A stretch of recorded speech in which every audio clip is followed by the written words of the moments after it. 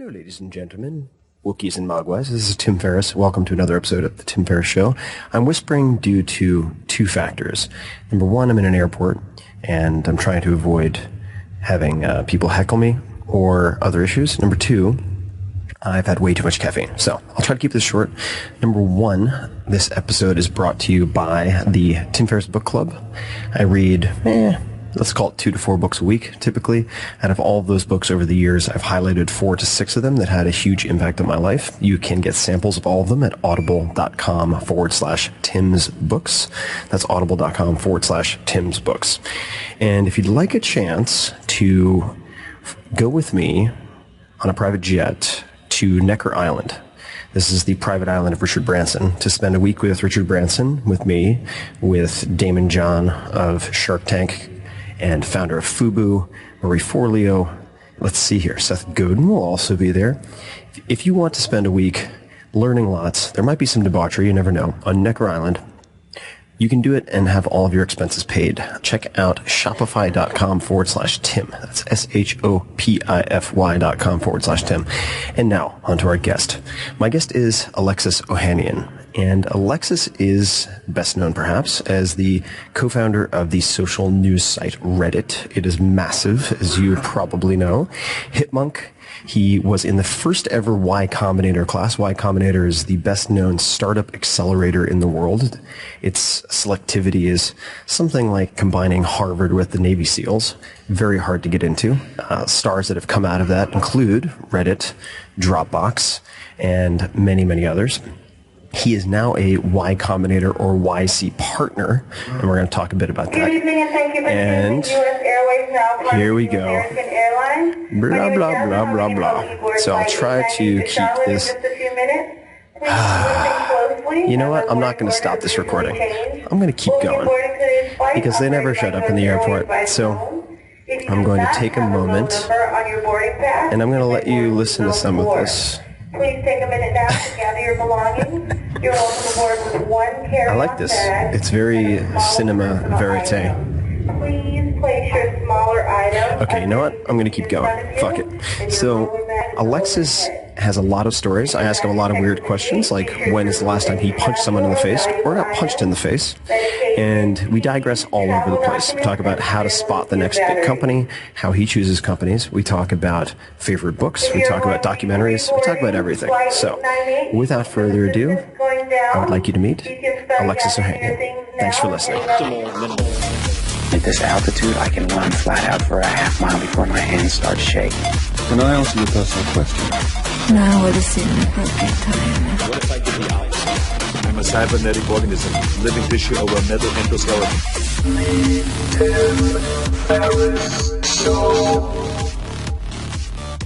Hello, ladies and gentlemen. This is Tim Ferriss. Welcome to another episode of The Tim Ferriss Show. Thank you for listening.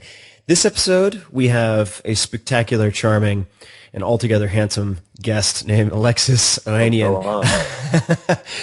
How are you, buddy? It's good to have you on. I'm doing really well. Yeah. Doing very well. Very happy to be here. Thank you, Tim. Of course. And you are in NYC at the moment?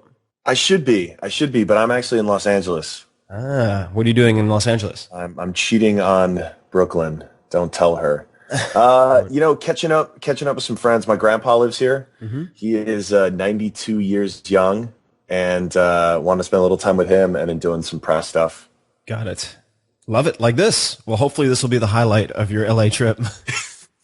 Oh yes. Well, it's a shame we're doing this remotely, though.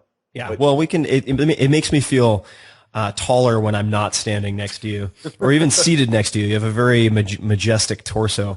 It makes me feel healthier not having to sit next to you. This morning, seriously, I was like, I'm going to do some push-ups this morning. Nope. No. Went for some coffee instead. Didn't happen. Well, wait, real talk. Yeah. This is totally random, but you said I could ask you questions. Yeah. Is there anything you've learned since 4 Hour Body that if you were to do like the addendum or like the quick update, because I'm, forever a human guinea pig, like when it comes down to it, have you learned anything particularly new that you would add for readers of 4 Hour Body they should be doing physically in order to be as efficiently healthy as possible? I think there would be a few addenda I would add. The first would be on smart drugs, and it would actually be a cautionary tale more than a prescription for smart drug use. I would also outline the point that sort of Cartesian separation of mind and body is very artificial. And if you do a lot of things intended to improve physical performance or that are associated with that, whether that's dietary, say elimination of starches and gluten, or taking care of your microbiome, so really looking at the sort of bacterial balance, or not even balance, but composition of not just gut, but skin flora, for instance, which I've become very fascinated by, you'll improve your mental performance. And related to that, I would probably delve into different types of fasting, which I skim the surface of, as well as a couple of other sort of fringe topics that I've become very, very fascinated by. So it's funny you should mention that. I'm actually thinking of doing an updated version of the 4-Hour Body with case studies, as well as a few additional chapters on areas that I think are worth exploring. But right on. I think, as a side note, that push-ups are very, very underrated. I think that if you were to just take a few variations of the plank push-ups in different ranges of motion, and you had a, say, 3 to 4 foot dowel that you could put across 2 chairs so that you could lay on your back and do basically reverse rows, like body weight rows. That's all you need, along with, say, pistols or split squats, to stay in fantastic shape when you're on the road. You really don't need anything else. Really? I could get cut up? I think so. Well, getting cut up has more to do with diet. Yeah, I'd say you add muscle in the gym, you lose fat in the kitchen, or when you choose what you eat. So that's definitely a major piece of the puzzle. But so one of the things I've been trying, and it's still early, and I don't know if I'm ready to start promoting this, but it's the waffle diet. I can see a large market for that. Yeah, and I tell you, man, I haven't quite seen the results I've been looking for, but it makes me happy every time I do it. There's a twinge of remorse. It's the happiness diet. But yeah. I like this. You could sell a book. I'll take you. I'll shop you. I'll shop your waffle diet. I will gladly take a portion of that. So for those people who may not be familiar with your background, the first thing I'm going to say is Google is your friend. And we've spent time together before. I would really like to explore certain aspects of you and your experience and your projects that perhaps haven't been covered before. Because, of course, you have sort of the early days of Reddit, Hipmunk, publishing, being part of the first class of Y Combinator, now being a partner at Y Combinator, the huge bus tour, I guess it was 200 events for Without Your Permission, your book, internet activism for SOPA, PIPA, net neutrality, etc. The list goes on and on and on, including 100 plus startups or so that you've invested in, including at least the very partial list, obviously, Secret, Instacart, Coinbase, Zenefits, Teespring, etc. A lot of those areas have been covered in many fantastic interviews and articles, and I don't want to replicate those, but I would like to dig into how you operate and some of what has allowed you or helped you to do what you've done. And so the first question I'd love to ask you is one I often ask, but that is when you think of the word successful, who's the first person that comes to mind? Oh, wow. This one, all right, so this is something that it has changed and has evolved over the years. Mm-hmm. You know, at a baseline, this is so cheesy. At a baseline, though, I think of my own parents, for whom success was measured primarily by having a happy, loving, awesome family. And I'm the product of all of that hard work and love and all that great stuff that made me who I am. And when I think about it as a businessman, frankly, I think of people like Oprah and Jay-Z, because if you consider this spectrum of let's just say a business success, you've got to look at where you start on the spectrum and where you're at on the spectrum when you sort of finish. And obviously they're not finished, but you know where they've arrived at this point. And you know, simply because of a life lottery ticket, my starting point on that spectrum was a lot further along than Jay's and Oprah's for all kinds of, you know, systemic reasons, frankly, beyond any of our controls. And that doesn't make my success any less cool. I'm very happy with it. But when I look at the entire scope of it, I have to be in awe and be like, holy shit, like that's next level success. And then when I think of philanthropy, I mean, you got to think of folks like Gates and Buffett, for just being able to say that they're going to take this tremendous amount of wealth and in their life, especially Gates, become so active about finding brilliant ways to use it to make the world suck less. So it's a spectrum of it. But those are the people who I really look to and think like, if only, like that is a place to strive toward for me. If we were looking at the opposite end of the spectrum, what are some of the things that you fear? And those don't have to be internal insecurities; they could be externalities. But I mean, what are the things that you're afraid of currently? I don't want to get too morbid, but I am afraid of my own mortality. I mean, I guess everyone is. Who am I kidding? Everyone is. This is not a unique thing. I guess my perspective on it has always been that the way I thought about it, even as a little kid, was when you're playing back when video games used to be hard, you would have like a finite number of lives. And when you're on your last life, it would say 0 lives remaining or lives remaining 0, some variant of that. And when you're on your last life in video games, again, when they used to be hard, you played your best because you just realized there was nothing left. Obviously, this is just like life, notwithstanding reincarnation. And I had a bunch of events happen to me pretty early in my 20s that really imbued this perspective on me. And I know how fortunate I am to be living the life I'm living, and I'm so grateful for it. And I just want to do as much stuff as possible while I can, and while I have my facilities, and while I can do stuff. So I'm only half kidding. I'm not eating a waffle diet. But like I'm 31 now, man, and I'm thinking about things like my health, and I'm thinking about how I can be more effective with the time that I have, and well-being is a huge part of it. So that's a very long answer of me just being afraid to be mortal. But get me that matrix, man. I need my singularity so I can upload. Well, I think that actually relates to the next question, and that is a question of filtering and selection. So you said doing a ton of stuff, right? But you're at a point, and many people reach a point where they have a paradox of choice with a menu of options they could not possibly exhaust even if they lived for 300 years of different things they could do. And you've invested in a lot of startups. We'll get to the startup specific discussion a little bit later, but sure. How do you choose what to say no to, and what are some of the ways that you've learned to say no, as opposed to be like, oh, sorry, I just don't have bandwidth right now, like maybe in 3 months, and what you really mean is no, but then they follow up in 3 months, and it just snowballs into this chaotic mess. Well, how do you choose what to say no to currently? And are there any ways that you've found more effective than others to say no? Tim, I was hoping you would tell me this. I don't know. I was actually just thinking about this morning.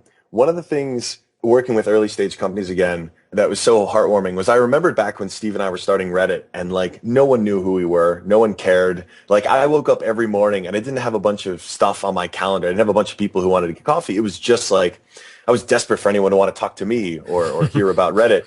And I mean, it's a gift and a curse. Obviously, I'm in a really fortunate position where my inbox has this problem.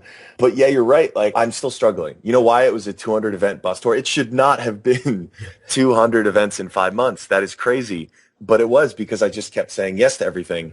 And I'm clearly not good at this. This was supposed to be my year of no, and where the default setting would be no. It's been a lot better. Certainly, you know what it has been, I think, and to actually answer this question, it's really been trying to listen to my gut, my initial impulse, the initial feeling of yes, if I'm not like, yes, I am stoked, I'm excited, I want to do this, then it's going to be a no, or it's going to be, let me find some other way to try to be valuable. Because like at the end of the day, like I want my ideas to scale. I think like a lot of people in our position, like there's a genuine interest to want to help folks, and then to also do it in the most efficient way possible, and to realize like, look, 20 minutes with Tim Ferriss might change your life, but I know that 20 minutes with me is probably not actually going to change the trajectory of something, right? Like this isn't like false modesty. I really just think there have to be more efficient ways to be scaling our knowledge, and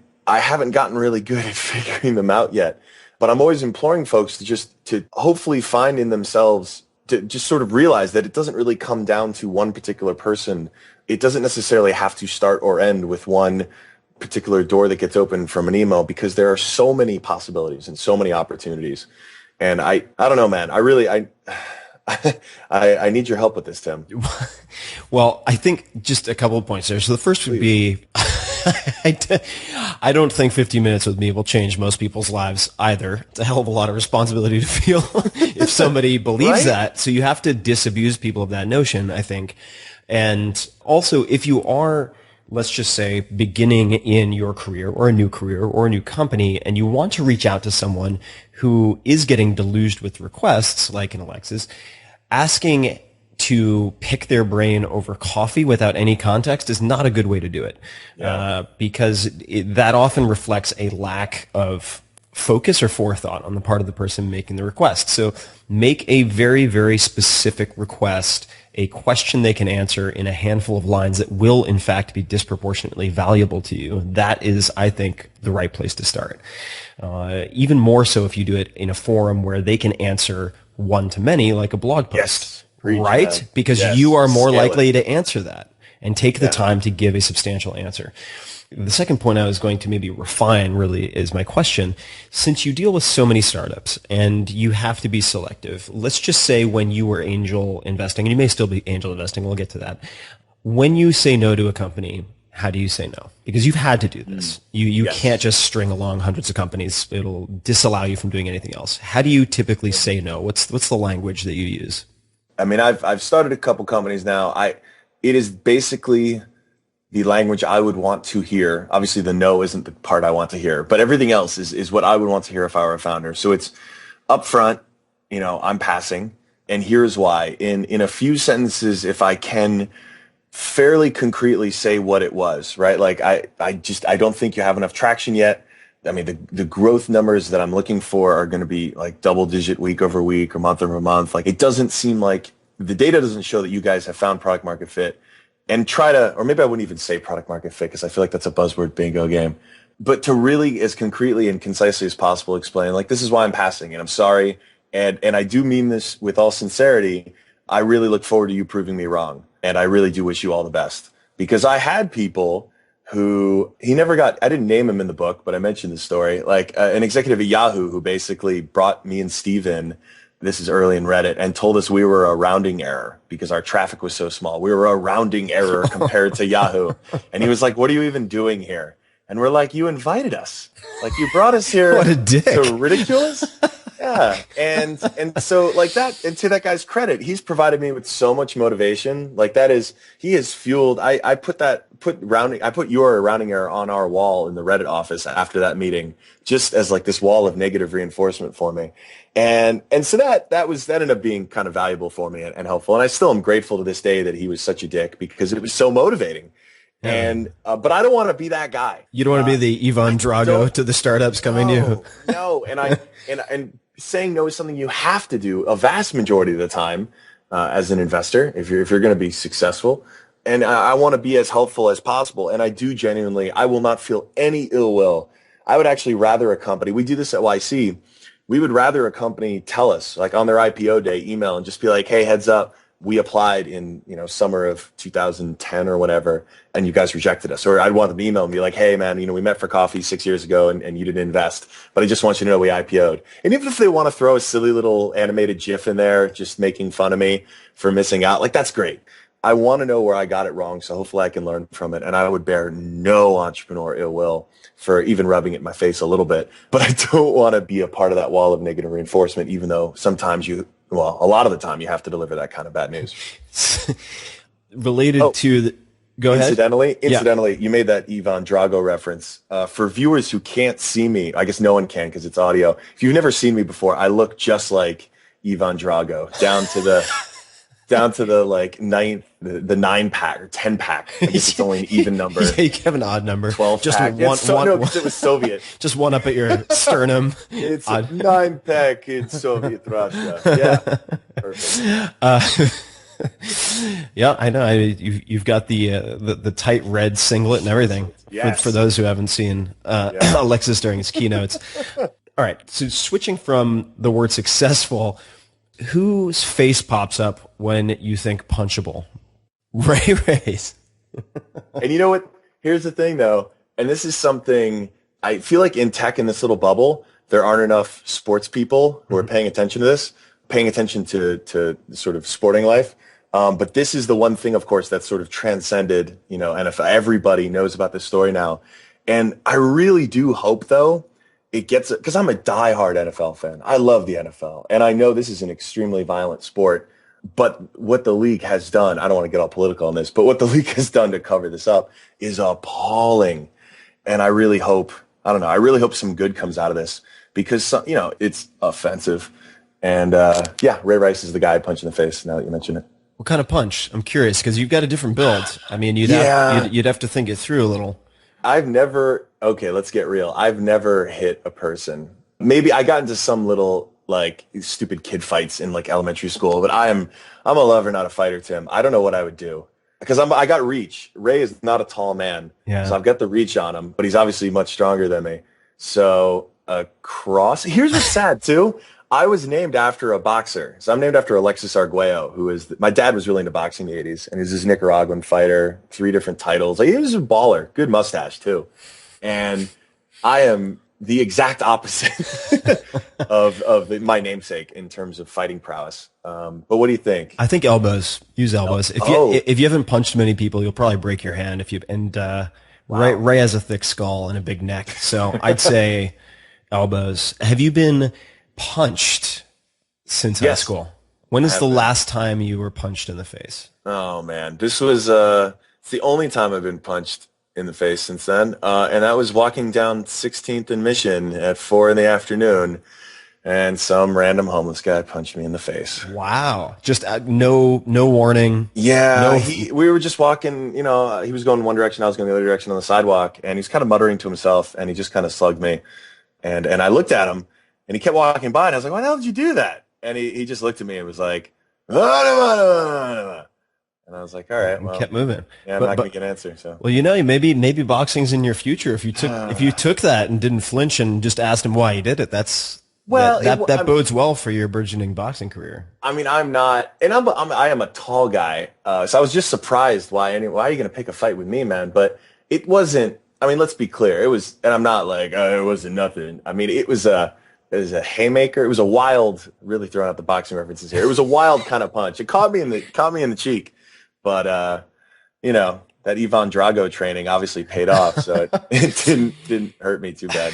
So it stung. I mean, it stung. This is good to know. Yeah, all right. I won't be throwing any undirected haymakers your way at trade shows or anything. Now that I know you won't go down. The switching gears completely. If you had the opportunity to give, let's just call them entrepreneurs. That doesn't mean venture-backed necessarily. Mm-hmm. Truth. 18, 20 years old. You could give them 2 or 3 books or resources. What would those, and only 2 or 3, what would you give them? Wow. Okay. Oh man. See, you've always got the really heady stuff. I am going to be the Little Prince. What are you bringing out? No, well, I was thinking of a few amazing scratch and sniff books from my childhood. Okay, so number 1, actually, perfect. So Y Combinator, we're teaching a course at Stanford this semester, and we've got some amazing guest professors, all like from the YC Network, just amazing founders, investors, just great people. And it's going to be available to anyone for free. Wonderful. It'll be podcasted, streamed, all that good stuff. So everyone should sign up right now and take that class at Stanford. You don't have to. How can they? Don't have to pay Stanford tuition. How can they find it? What's the name? Oh man, hold on. It's called How to Start a Startup. If you Google How to Start a Startup class Stanford, you should be able to find it. I am terrible with my plugs. Beautiful. And then people can find it. That's good enough. They'll be good with the internet. If you can't find it, you probably shouldn't take the class because you're probably not good enough with the internets to search for it. It's CS 183 Bravo, How to Start a Startup. So that's the class. Silicon Valley, right there, all in your brain, wherever you are in the world. But that's one for sure. Got to give a shout out to Jessica Livingston, who is one of the founders of Y Combinator, the partner who basically saved me and Steve. We were rejected from the first batch of YC, and it was her input. She basically pounded the table and said, their idea is terrible, but I like them, so we're going to let them in. I didn't know that. Yeah, Jessica's great. She's wonderful. Amazing. And PG was like, all right, okay, all right, we'll do it. And yeah, thanks PG. But that worked out for YC. Worked out well for them. Yeah, the first company to launch, and obviously the first sort of exit. But anyway, Jessica wrote a great book called Founders at Work, which has been around for a while. And it's just a bunch of really great interviews she did with a bunch of just OGs of entrepreneurship. I am begging her to do a second book because the first one is just a must read. And then the final one is the book that inspired me and Steve to, well, let's say it's probably I'd say it was the book that inspired us to, if not start a company, well, kind of. It was really inspiring us to start a video game company, which didn't quite work out. But it was called Masters of Doom, and it was the founding of id Software. We were huge gamers. It's one of the things we bonded over. I was a much better Quake 2 player than Steve. Let me just make that clear. He was a little better at Half-Life, but I just want to say I was much better at Quake 2. And it was amazing because those guys, John Carmack and Romero and the crew didn't have any funding. They pioneered an entire industry. They created a genre, right? First-person shooters, and all with, shareware, all with a business model that was still very nascent, and they were just kind of hacking it, and they created this amazing empire. And it made us think, and Steve had lent it to me my sophomore year, and it really made us think, well, if these guys could do it, like, why can't we? And that was the big three. And actually, that was the big impetus for my own book, just because, like, I don't know, man. In 9 years in the game of startups, 10 years, which is still not a ton of experience, but in the last 10 years, like, it's just, I still am just amazed by the founders I get to meet who make me feel like I was such an amateur when I was in their position. And that's good. That makes me feel good. It makes me feel like we're all making progress here. But it also just is a sense to, it's one of those things in terms of, like, dispelling, young founders of this notion that, like, you or I or the people they might look at and be like, yeah, they've really got their shit figured out. They really, they're really cooking with bacon. We are still figuring it out. Like, we're all still hacking it, and we've made tons of mistakes, and we are no different. Some of us may be, a little stronger. Some of us may have some international titles in martial arts, but, like, at the end of the day, we're no different. And that's something I really want to get in people's heads as early as possible, to not hold them back. Well, it makes me think of a quote, and I'm paraphrasing here, but from Jack Ma of Alibaba, which is slated to, or expected to be, the largest tech IPO in history. And I'm not even sure if I need the modifier tech. I mean, it's going to be one of the largest IPOs in history. And he said, in the beginning we had a huge advantage, and that was we had no money, no experience, and no plan. And I think when you don't know what you don't know, in a way, obviously there are risks, but when you're not aware that what you're trying to do is impossible, then very often you actually pull it off. So there is an advantage to that. Do you read any fiction? Do you have any favorite fiction books? Oh man, I have not read fiction in a minute. It's mostly nonfiction. I'm trying to think the last fiction I read, I can't admit to 50 Shades of Grey on your podcast. So let's see. It would be, oh man, this is really bad. Last piece of fiction I have read. It's been a long time. I didn't even read Harry Potter. I didn't either. That's okay. Which I know some people will contest is nonfiction. But yeah, man. If it doesn't come to mind, yeah, no, that's all right. If nothing comes to mind, nothing comes to mind. I'm gonna check my Goodreads account or my Amazon to see if there's. Man, do you have any particular morning or evening ritual, or just patterns in, say, how you spend the first hour of your day or 2 hours of your day? What is that? And it could be a weekly thing. It could be that you spend Mondays doing A and Wednesdays doing B, anything like that. But I find that people usually have certain patterns and rituals. I have a sort of a way that I go about, say, doing meditation and then having tea and then whatever. But what does the first, say, hour or two of your day tend to look like? Dude, real quick, what do you think? I downloaded Headspace because I don't know if you can tell me this is correlation or causation, but after I got back from Burning Man, I had it planted in my head that I should really try meditation, which is not something I do at all, and have never done, but I'm intrigued by. So I want to talk about that. But my morning ritual is waking up, feeding my cat, and making coffee. When do you wake up? If I'm not forcing myself to exercise, it is whenever I wake up, which is amazing. I usually stay up probably later than I should, but I wake up whenever I kind of wake up. And that tends to be before noon? Yeah. 10, like around 10, Okay. 10, 11. Yeah, depending on the night. And yeah, feed my cat. And then I'm a real, the hand grinder. We were talking about this on Twitter. So I got broke down and got one of these hand grinders because it makes me feel like I'm closer to my coffee beans as I grind them. And it's look, I'm trying to get workouts in where I can, Tim. So my right bicep, incidentally, is huge. You're like a pincher crab. You got like like you got a battle arm. It's good. Yes. All for grinding coffee. And I got my little craft coffee subscription and I plow it out, make a little French press. Oh, it's great. And then usually, you know, I'll mess around, check out the front page of Reddit, obviously. And although I have been checking out a little bit of Product Hunt lately, and just like, I don't know, I just kind of get into my zone. I start prioritizing what I want to do that day. And this is something I've had to be really disciplined with, where I'll actually, usually on Evernote, sometimes I'll write it down when I'm feeling like a pilgrim, when I want to go old school and like get up my quill pen and I'm like, major things to do today. and really try to make sure I get those covered by the end of the day, because I get into this work creep where I start knocking off really easy stuff, like the things I shouldn't, like I don't really need to do, but I can get a little bit of mojo, a little endorphin rush. And before I know it, it's usually like noon or 1 o'clock and I still haven't showered. So then I'll go do that and then carry on my day. Usually it's office hours with companies or whatever stuff might be lined up. It's a very undisciplined morning. And my evenings are, this is why I need more Tim Ferriss in my life, man. Should I be meditating in the evening or should I be doing it in the morning? Here's my take on that. My take on meditation is that the less you feel you can afford the time to meditate, the more you need to meditate. So I had Russell Simmons say to me once, he said, if you don't feel like you have 30 minutes to meditate, you need 3 hours to meditate. So you strike me as a pretty zenned out, calm guy, which means you may need meditation or benefit. The delta in improvement might be less than for someone who's hardwired to be sort of neurotic and super tightly wound like I am.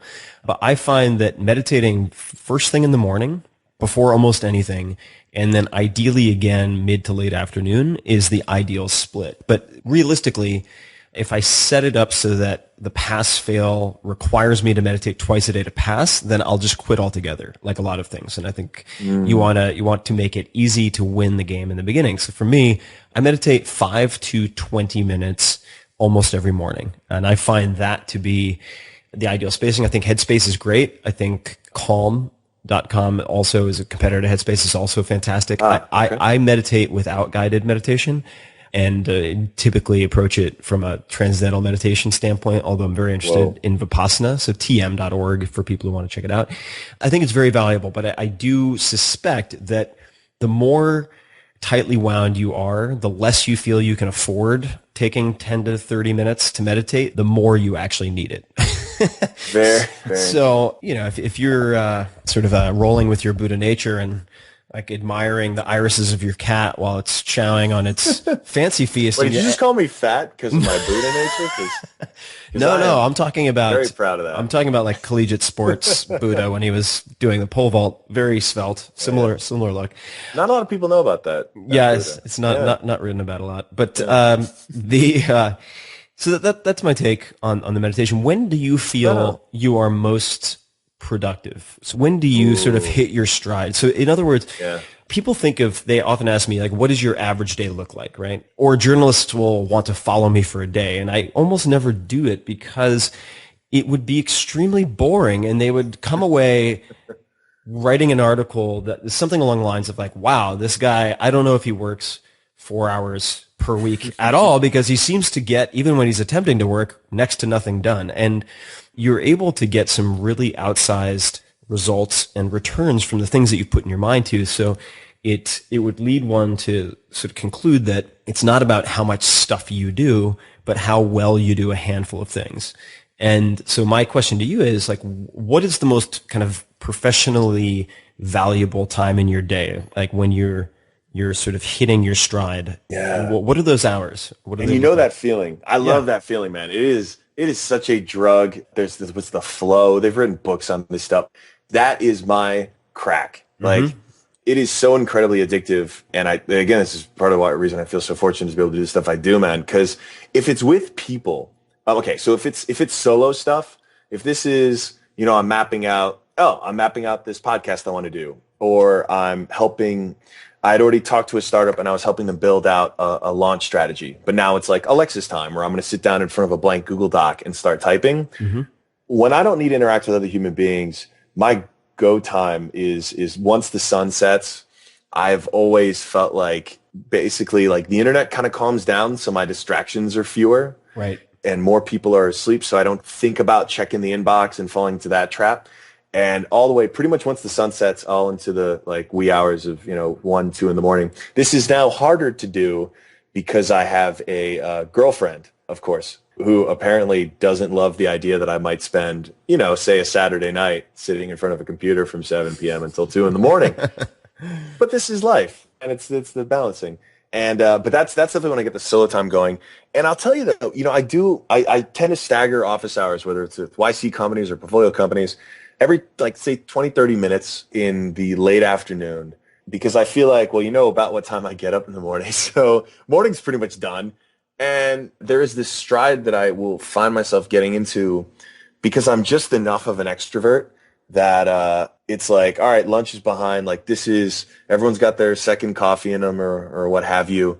And it's just a good time to be talking through startup problems, having these kinds of office hours with companies. But again, like you, it's really not interesting. And I'd feel really bad for someone who had to watch that for an entire day because it's just, it's such a, I don't know, to your point, like you could sit there, whether it's me alone in front of a computer for 5 hours or going through like 5 hours office hour sessions. There are a few moments where, holy shit, we hit on something and there's something great here. And there's a way to turn this into something special. And that was a valuable use of the time. But it's not like there was any clear indication of, that was the instance it was going to happen. It just happens. I wish I could just push a button and have great shit come out on demand. Don't we all? Right? But you just don't know. So those office hours, how do you schedule office hours currently? So thanks to amazing software that engineers at YC, actually originally Paul Graham built, basically any portfolio company can come in and request office hours with any one of the partners. And so we as partners schedule blocks of time. So we just block off whatever, 4-hour, 5-hour chunks in a day or whatever, 1-hour chunks in a day when we're available for office hours, just like, back at college. And startups can slot in to take those times and either show up and do kind of like an assembly line. It's not that soulless, but do that kind of setup. It's not literally on an assembly line at a cafe or at a YC or over Skype. I've got notes ahead of time based on, previous meetings we've had, and they've got their latest sort of issues and stuff that help me prepare. And we just get to it and start talking about whatever they're working on. Do you prefer to batch, let's just say pre-YC or outside of YC, Y Combinator for people who may not be keeping track? Do you prefer to have 1 day or 2 days blocked out for, say, a 4 or 5 hour block of time? Or do you prefer to spread it out so that you have an hour or two per day, say Monday to Friday? No, I definitely prefer the former. I think when it involves people, it's much better for me to just get it all in one burst, in one 4 or 5 hour chunk. Whereas if it's like solo work or with a sort of limited team and it's over, email and all the kinds of other things, I don't mind the, what's the method where you work for 45 minutes and then you're messing around on Reddit for 20 minutes and then you work for 40 minutes? Well, there is one called the Pomodoro technique, which is usually a lot of people talk about 23-minute increments, but some people I was way off. But some people double that. But I'm not saying I'm obviously not a student of the Pomodoro technique. That's right. But I find myself falling into that kind of a cycle when it doesn't involve something as interactive as office hours. Cool. No, I'm always fascinated by how people batch tasks or not. In my case, I'm the same way. I prefer to have a large block of time sectioned out for one type of task so that I don't have the cognitive fatigue of switching back and forth.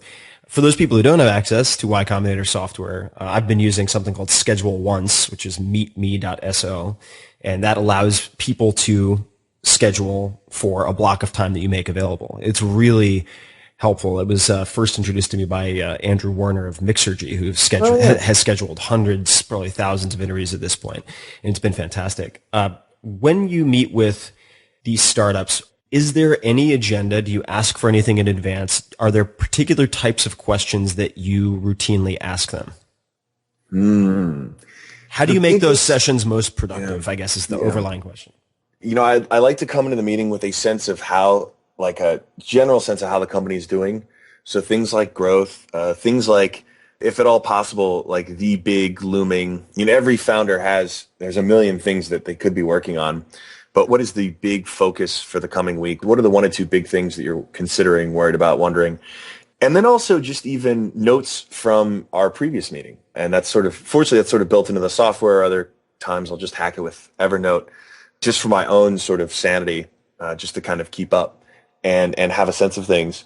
But I find more often than not, office hours are less about me saying, aha, here it is, this is what you shall do, and more about me asking questions and being skeptical and giving them feedback that they may not hear just because, right, you're obsessing over a company, you're obsessing over solving a problem, you have this kind of tunnel vision, and it helps to have someone just to gut check you and make sure that you're asking yourself the questions you may not be thinking of simply because you're so intently focused. And a lot of it comes down to just basically holding up a mirror at the right time and being like, are you really focused on getting users like you say you are? Or have you been doing the exact same thing for the last 3 weeks and haven't actually adapted it to the fact that it hasn't improved conversion? The founders that I see succeeding down the road, and you could go back, and I've been lucky enough, right? I was in the first batch of YC with Steve. So I remember when Drew Houston was the founder of Dropbox, was the guy who he came to some of our open events and he was working on this SAT prep software, which was just a dead end startup. And I remember the Airbnb guys when they showed up and we all thought, oh, this is really cool. Hope it works out. We weren't thinking, oh, right, in 5 years, they'll be, have more rooms than Hilton. But I've seen so many of these companies now get started, and the founders who tend to do well are overwhelmingly the ones who during office hours don't just take feedback, and they push back, right? Every founder has to be determined and stubborn, right? She has to think that she's going to win, that we just have to delude ourselves. But a great founder, she also realizes that she can be that stubborn and that determined, but also adaptive and flexible. And so that founder comes out of office hours, and then 2 weeks later or a week later or whenever the next session is, not only has tested all the things we sort of talked about or launched or done or whatever, but also tried 3 other things, and also comes back with a whole nother things that they've learned and really challenged every one of her hypotheses along the way. And it's an easy thing to talk about. It's a hard thing to do, and it's a hard thing to teach. That's the other crazy thing is dude, I think part of the reason entrepreneurship is so hot right now, and especially voices like yourself, I think the reason people are so interested by it is because there's never really been a modern curriculum for it. You can read the old case studies and all the MBA nonsense, but there are a lot of people right now who are hacking it as entrepreneurs, and there isn't a lot of a blueprint for it. And if you've grown up pretty much anywhere, I think, in the country, you probably didn't get exposed to this kind of curriculum in schooling, because a lot of it's still being written right now. A lot of it can't even be written because we're still writing it. And I think that's why there's such an appetite and a hunger for it, and why so many people are very quickly becoming sort of authorities on it. But a lot of what we do is really just saying hey, look, the brilliant idea is not necessarily going to come from us. We're just going to help you get there through these kinds of principles and practices and these sort of methodologies. It's a good cop-out. We don't actually have to have all the answers. Well, I think that, and this is true in writing, it's true in teaching, it's true in many areas, having the right questions is more important than having the right answers, because you can have the right answer to a bad question. So I think that it's very important to have the ability to formulate the right questions that get to the crux of the matter, right? And in office hours, just to pull out some concrete details in addition to what we already covered, what are some ways in which you challenge founders or express skepticism in a constructive way? What would be some examples of that? Well, I really think a lot can be conveyed with a raised eyebrow. It's something I don't want to brag about, but I'm really good at. What are some good ways? It would be, I mean, I can't call it specific companies. You know what this is? I will say, side note, this is incidentally a section I'm doing on this, on the podcast. So people will actually get to hear me doing this with real people. But notwithstanding actually being able to magically pull a clip out of my butt, it would be, what's the kind of thing like, all right, I have this company, we're selling a subscription, it's a subscription widget service. And they might tell me about growth rates. And let's say this is a very early stage company, and they're telling me about the growth rates. Like, we're growing to 50% week over week. And I'm like, well, that's awesome. All right, where's that growth coming from? And again, this is where you get these different shades of this, right? Some founders will tell you, okay, well, 25.3%, maybe not to the 10th place, but like 25% is coming from paid advertising. 50% is coming organically. Another 25 is coming from some other thing. And you get other founders who might be a little cagey at first. And they're like, it's a variety of things. And it's like, well, come on, this is your company. You need to know this. And then you dig a little deeper, and it turns out that, like, let's say a majority of it, like a significant majority of it, is coming through paid. And so, founders can fall into this very seductive trap where, money out and money in, like, as long as we can just keep paying for it, like, don't worry, we can have enough traction to sort of get a seed round of funding one day. And it becomes a really seductive thing in an early stage company, and a kind of foolish one, because you've kind of deluded yourself into thinking that you have demand where you don't actually. And as someone who, whether it was early stage Reddit or early stage Hitmonk, like, we didn't have budget for any ads. Like, it was also more important that we showed that we had built a real product people wanted, that people were actually willing to talk about it. And in an age of abundance when it comes to social media, you've got no excuses. Like, if you focused obsessively on making something people want, you will have natural, organic. You will have people just talking about it. You will start to see growth coming from social channels. You will start seeing growth come just organically to your domain. It's not like, that's all you have to do. If you start with focusing on making an amazing product that people just love and they want to talk about, you're building a much better foundation for your company than, we're just going to get a product out the door, subscription widgets, it's going to work, and then buy a ton of Google ads or or Twitter ads, whatever the next cool thing is, and artificially build that house or that business on top of something before you've actually proven that you've really made something people want. Yeah, there you go. Oh, sure. Well, no, definitely. I think that a lot of folks will use paid acquisition, and they'll have a fancy landing page with email capture that promises the world when no one's actually tried it yet.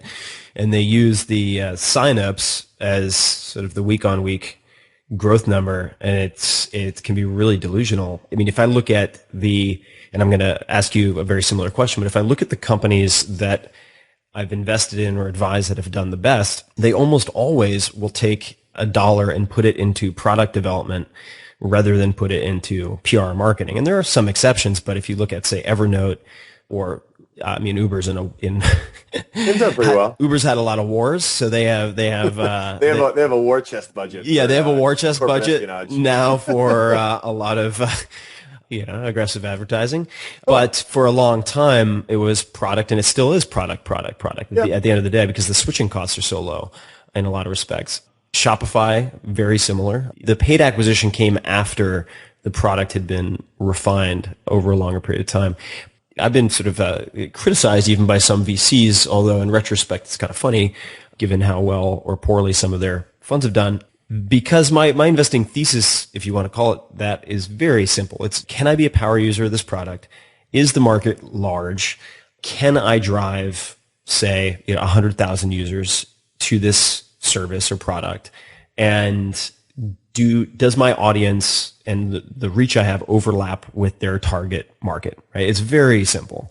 And for the most part, that's sort of how I've approached it. And when I've deviated from that and tried to invest in some cutting edge biotech company that's going to have to contend with things that I don't understand very well, like FDA approvals and phase trials and whatever, that's usually when I get kicked in the balls really hard. Can the Tim Ferriss Army not help with FDA approval? Maybe on some level, maybe I'm not, fine slicing it don't enough. Tell them, sure. But what are the commonalities that, and I'm going to qualify it, but what are the commonalities that the revenue generating successes are that you've invested in? So I can't promise that kind of a sort of instant user base. But one of the things that I see, these companies all find ways pretty early on in their business to make money. And I realize this is a bit ironic coming from the guy who started Reddit. But hey, look, we learned this lesson with Hitmonk because we made money on day zero. And that was important because we learned how much stronger of a position you're in if you actually make revenue from the first day. Mm-hmm. And they knew pretty clearly what their goal was, like how they were going to be making money. And we see this, I think about this now, I've pretty much hung up the investor. Now it's all, I'm not wearing my Y Combinator outfit, but I still have my YC tattoo. And so I don't actually have a YC tattoo. And I think about it as I'm sitting there in the interview room for Y Combinator, I'm thinking, all right, if this company has already not just shown traction, right? There's not only just signups, there's not only just users coming back every day, they've actually got people paying money for this thing and really have an understanding of this market. I guess that's the thing I like. They are seeing something that everyone else hasn't quite gotten yet. And it's something that personally resonates with me. And an example would be, so Teespring. So Teespring was an immediate, like as soon as the application started going around, I was giddy because I had done t-shirts for like at that point, maybe 8 years, right? I started with Reddit, did all the merch stuff for us there, Hitmonk, all the merch stuff. And then even Breadpig, we did all this merch stuff. And we had actually spun up our own janky version of Teespring just because, Kickstarter had sort of changed people's perception about pre-ordering, and this idea of like scarcity being brought to merchandise was amazing because it made a t-shirt even more valuable because it felt special, one of a kind, and you had this immediacy, you need to buy it before it runs out. And then it also combined that with the fact you didn't need to have inventory anymore. And this was something that I knew this because I had triple extra large shirts just lying around the apartment from like 5 years ago, like these Reddit shirts that like I just could not unload because it was a random SKU.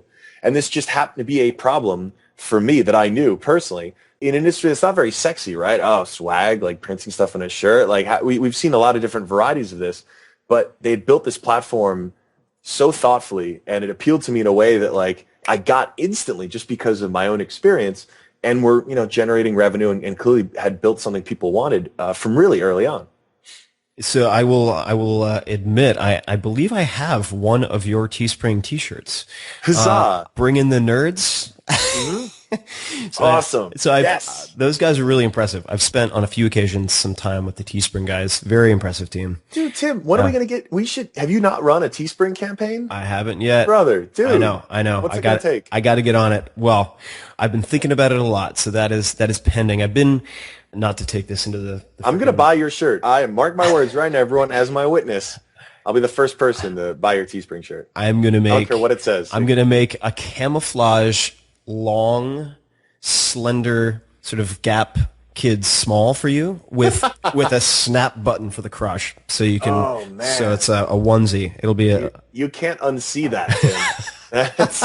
You don't want to do that. No, I'm very, very impressed by those guys, and I mean, really, what's been sort of delaying a lot of stuff like that I'd like to do is I've been busy sharpening the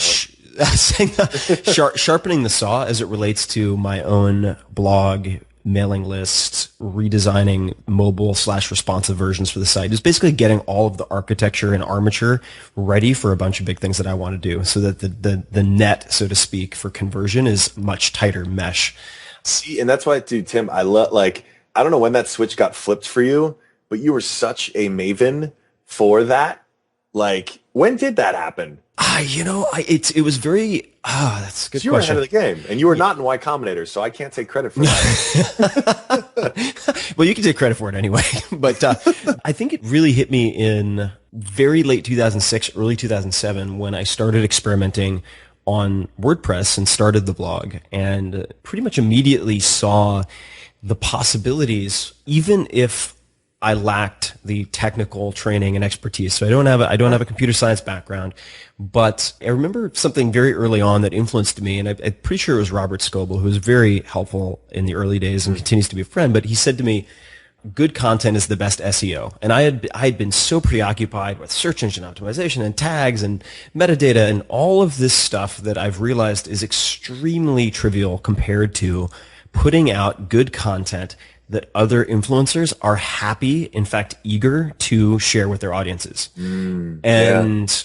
once the blog started to take on, and it was hideous in the beginning. It was so ugly. People can search, first blog Tim Ferriss and find this hideous, like fluorescent blue and yellow monstrosity that I put together.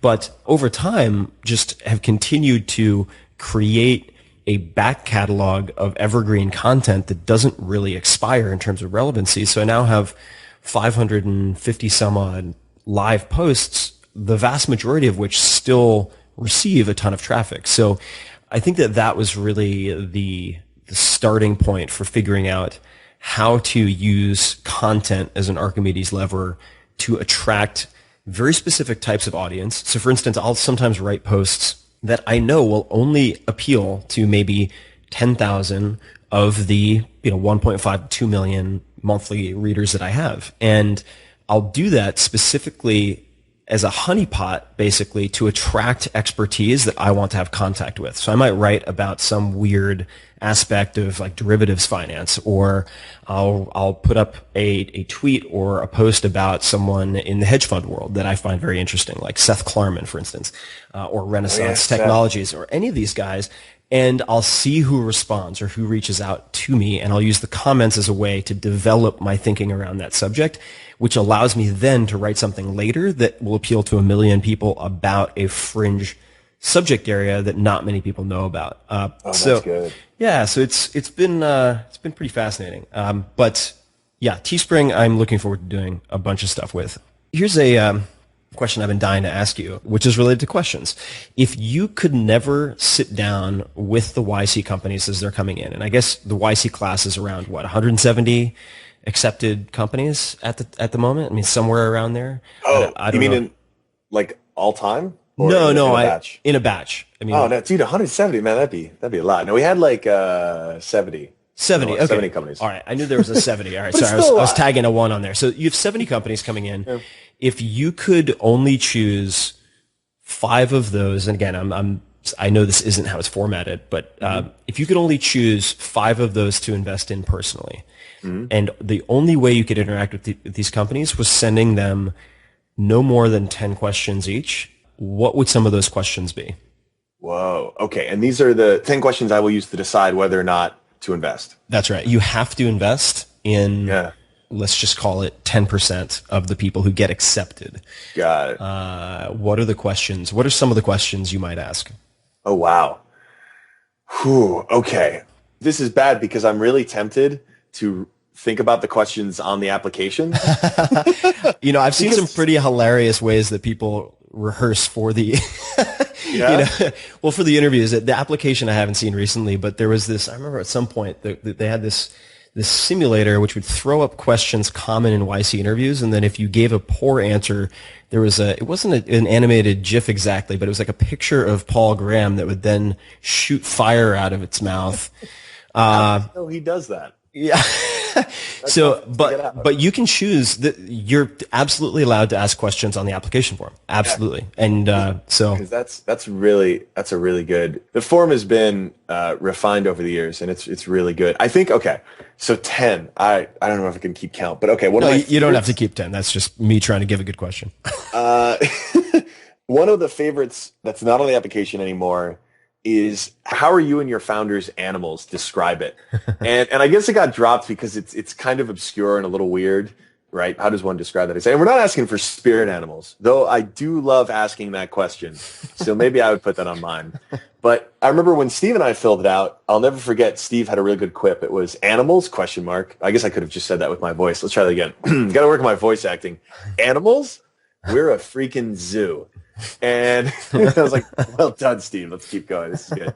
And we just talked about how the projects we've been working on in college, just for giggles, right? The stuff outside of assigned work, the stuff we were doing just because we enjoyed learning and being curious and making things. That's the kind of X factor that I find in successful founders. They are curious for just the sake of it. They are hungry to learn and try new stuff and challenge themselves. And it's weird. I know there are certain things where I am not, let's say, that curious or ambitious or hungry, right? Like physically, for instance. Still working on that.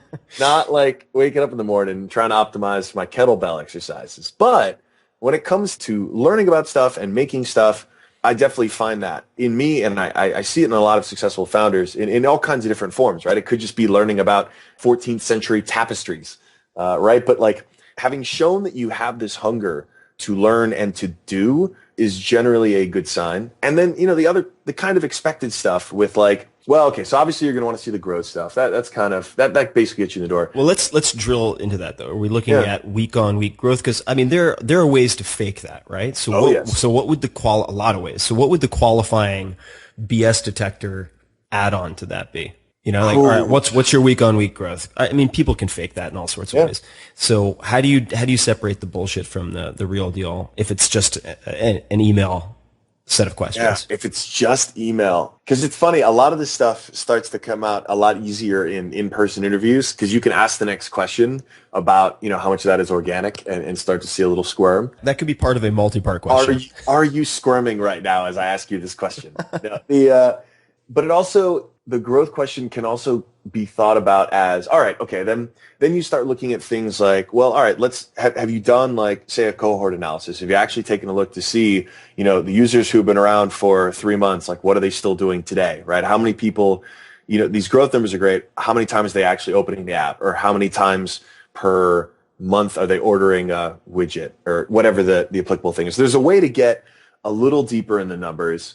That's almost the baseline, right? That's the kind of thing that gets you into YC. The thing that gets me, personally really excited is also sort of to talk to the Teespring reference, or even, another one would be like Patreon. That was something where the founders were building something and knew something about how the world was going to be that everyone else hadn't yet. And it just so happened that because of my own experience, I've been working with a bunch of webcomic artists for years through Bread Pig, XKCD, Saturday Morning Breakfast Cereal, and even a couple musicians like Lester Chambers, helping him with a Kickstarter. And I knew that what artists in the new world wanted was not just a way to try a one-time project like on Kickstarter or Indiegogo, but to actually have recurring revenue. Like, being an artist is no longer binary now. It's not starving artist or successful. It's actually like you can make $3,000 a month making a cappella video game theme song music videos from your apartment in Oklahoma, which is actually a guy on Patreon, Smooth McGroove.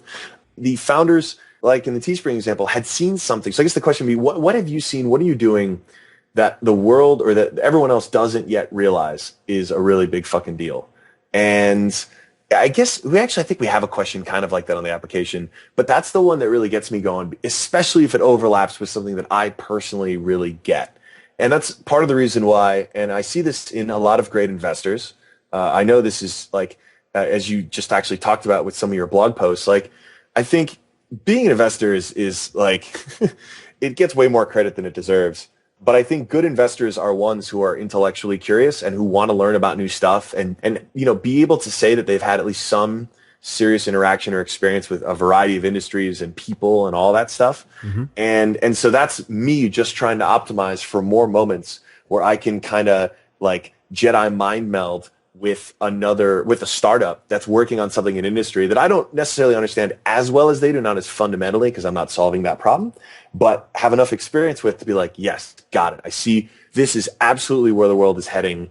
And you are in the best position possible, and you're the best team possible to bring this idea to fruition in that new world.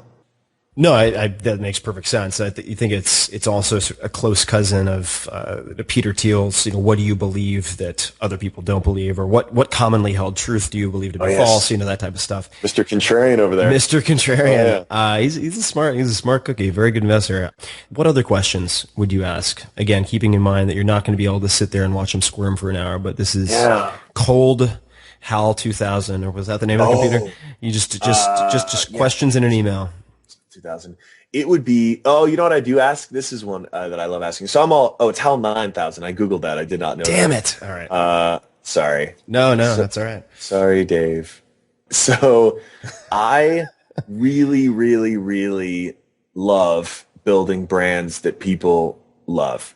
I know that gets really eye-rolly where it's like, oh, right, building brands. Like, I don't know, it's a new flavor of Pepsi. Yeah, it's this new brand. Like, but what's so cool now, and you're a great example of this, like, because of all these tools we have to interact with people in real time at scale, it is possible to build these experiences, build relationships between your users or your fans or whatever on a much smaller budget in a way that we just never seen before. And a lot of what I think carried Reddit and Hitmonk was that, Steve and I, in the product that we built and the way that we engaged with our users, really obsessed over creating an experience that we thought was special, that made people go like, whoa, made them laugh sometimes because we have like jokes in the error messages, that kind of thing. And I asked people for an example of something that they've done. What have you built into your product? Give me an example of something you've built into your product or your service that you're especially proud of, that is one of these touch points for someone to just go, wow, or feel this sense of like, whoa, like we're still using robots at the end of the day, right? We're still using a computer that is soulless, or an iPhone that may look nice but is devoid of soul. And if you can inject this life into your software, into the copy or into the whatever, you can connect with people in a way. I mean, people still fucking tweet about error messages on Hitmonk. And it's an error message. Like, why are they doing that? Because it gave them a moment of levity while they were doing something that they expected to be pretty boring, like searching for a flight. And along with that, I asked for their best piece of feedback email from the last couple of weeks, or best feedback tweet, or like, I want to see that founders are responding to every feedback email. So this isn't a bad way to at least, they'll at least run back to their, even if they haven't, they'll at least run back to their inbox, be like, fuck, and go find something. But hopefully they'll respond immediately and say, oh, here's one we got last week. And it's some person effusively saying, oh, this is the greatest thing ever. And one startup even, oh man, they they sent me a voicemail. The startup's called Get Bellhops, and they do like short-term moves. Sure. And it's powered by a bunch of college students who do all these short-term moves, and it's on demand, really great.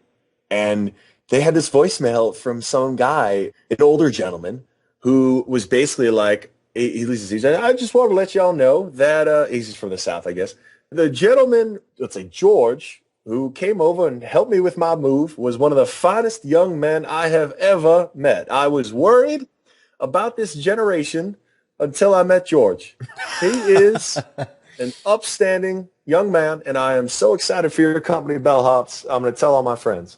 And click. So it was just like, and it was like, it's shit like that. I mean, the bar, founders have to realize the bar is set so low because most companies stopped giving a fuck so long ago. Too early, yeah. Right?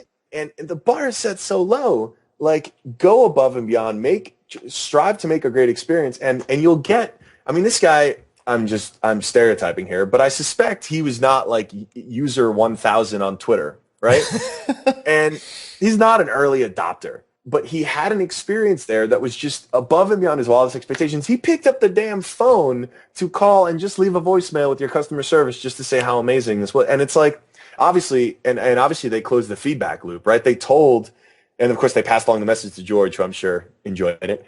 But like, that's a sign you're really onto something, because it isn't actually that hard. And we see, Kevin Hale, who's another partner at Y Combinator, founder of Wufoo, right? Like, yeah, this is amazing company. I've used them forever. Yeah. Yeah. And rocked it from Tampa, right? He wasn't chilling in the Valley. He wasn't in New York, or he was in Tampa after he left YC. And they built an amazing company. It was acquired, I think, by SurveyMonkey. But more importantly, he built this amazing customer service experience, and it's become like, that's his MO. And I want to fund as many Kevin Hales as possible. Again, coming from myself, who was technical enough to be friends with Steve, but not technical enough to program in Lisp, which is what the first version of Reddit was built in.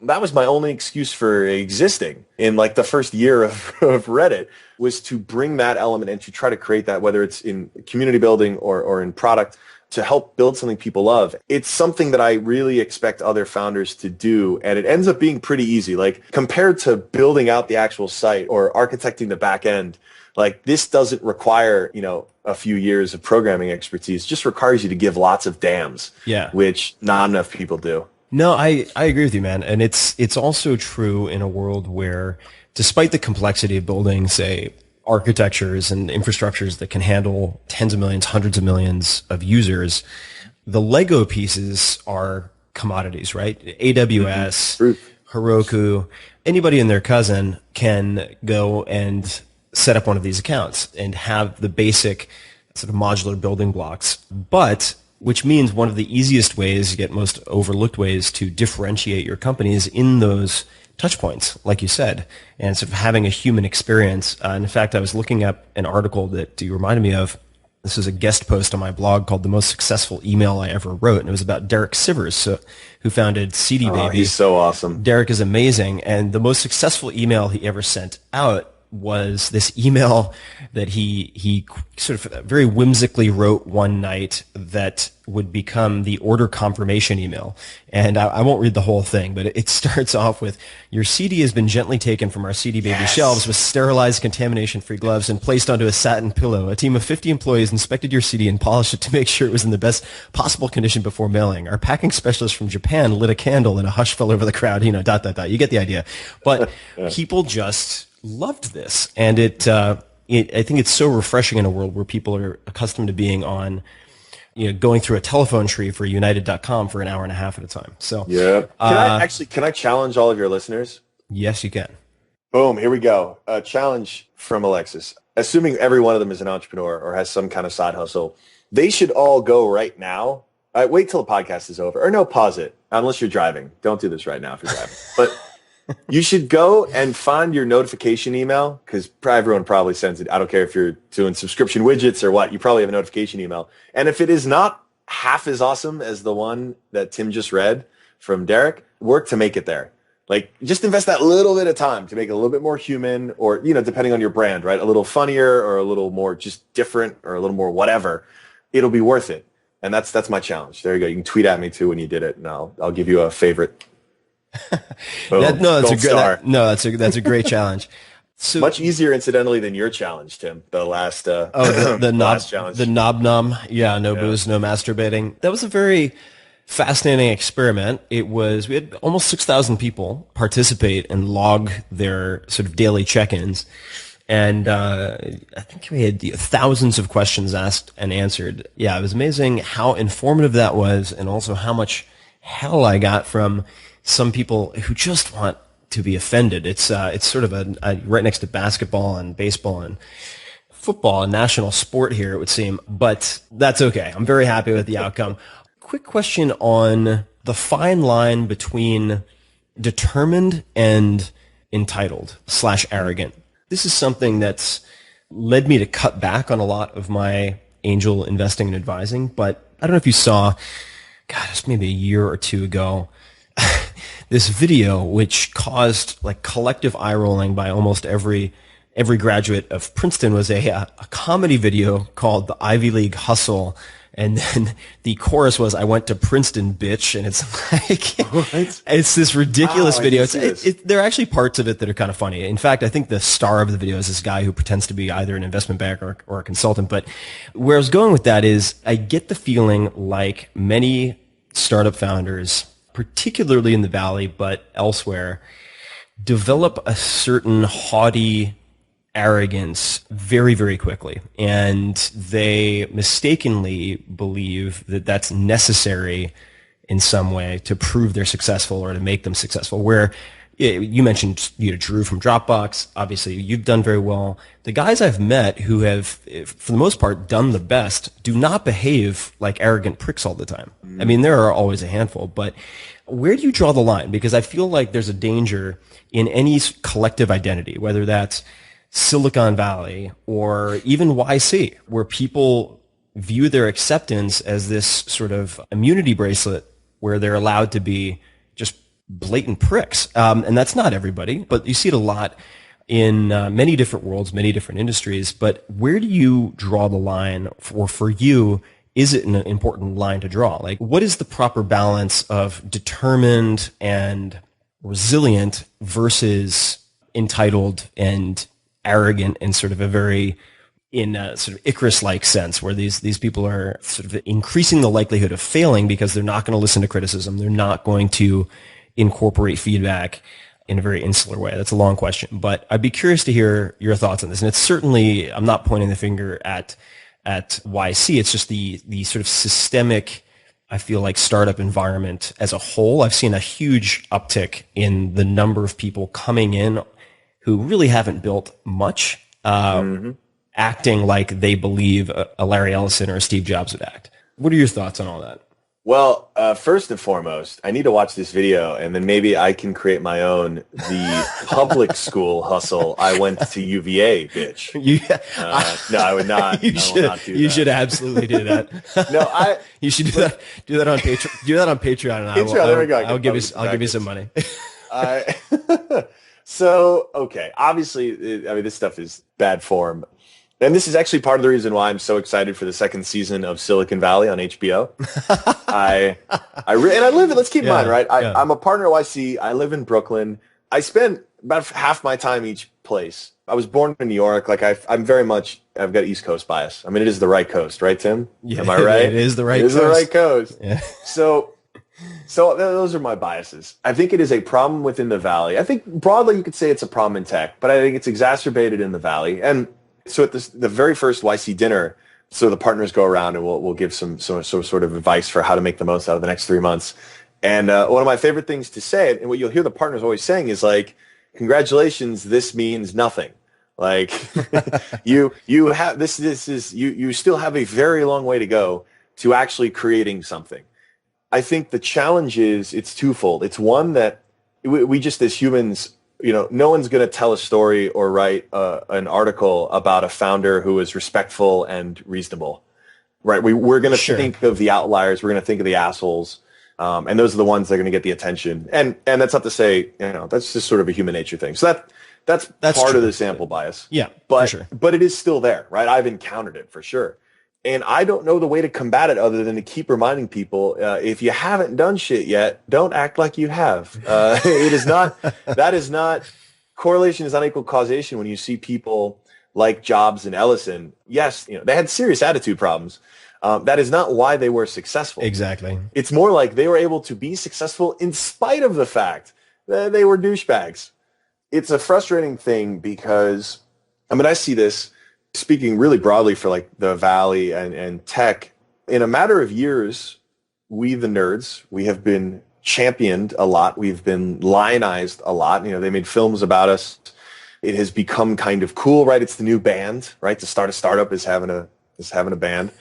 And that's been great. And I'm happy because generally speaking, I want more people to be thinking of themselves as entrepreneurs. And I would love it if we had a world where teenagers and kids were like, man, it'd be really cool to like build a business or to use technology to make the world suck less one day. Like, that's great. That as a general thing is something that I like.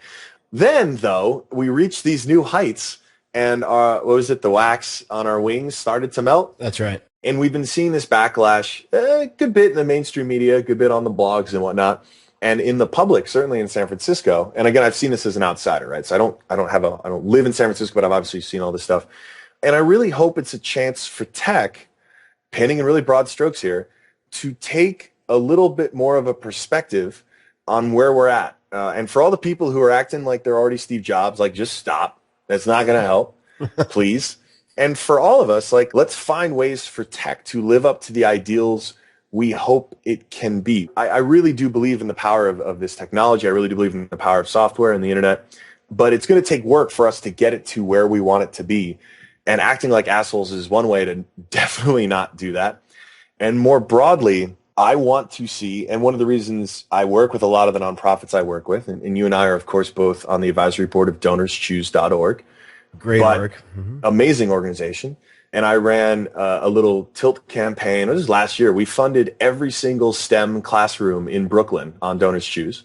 So thank you to all of you who backed that, and you helped me out with that. And like, it was a Prizio campaign. Sorry, Tilt guys. It was a Prizio campaign. But the point is, one of the reasons why I'm so interested and involved with these organizations is because I really do believe in this technology. And I also believe that it's only going to live up to so much of its potential if we miss out a huge portion of our population that's not even connected, let alone taking advantage of it and able to create on it and code and build and have that access and awareness. So, dude, it's a big thing. I know this just started with asshole founders. But my advice to them, seriously, for all of you who are listening, you haven't done shit yet. So just relax, okay? Don't act like that. You're not doing yourself any favors.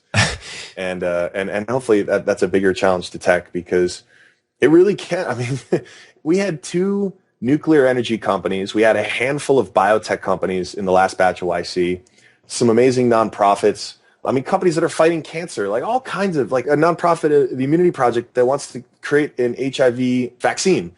A vaccine for HIV. Like, it's amazing to me that this thing has grown to this point, because I remember 9 years ago when it was just like like Paul and Jessica and Robert and Trevor in this little house, and just we're all just trying to make our websites. And I want it to keep growing, and I want our industry more broadly to be able to solve some really amazing problems, but being assholes for our early stage companies is not a good way to do it.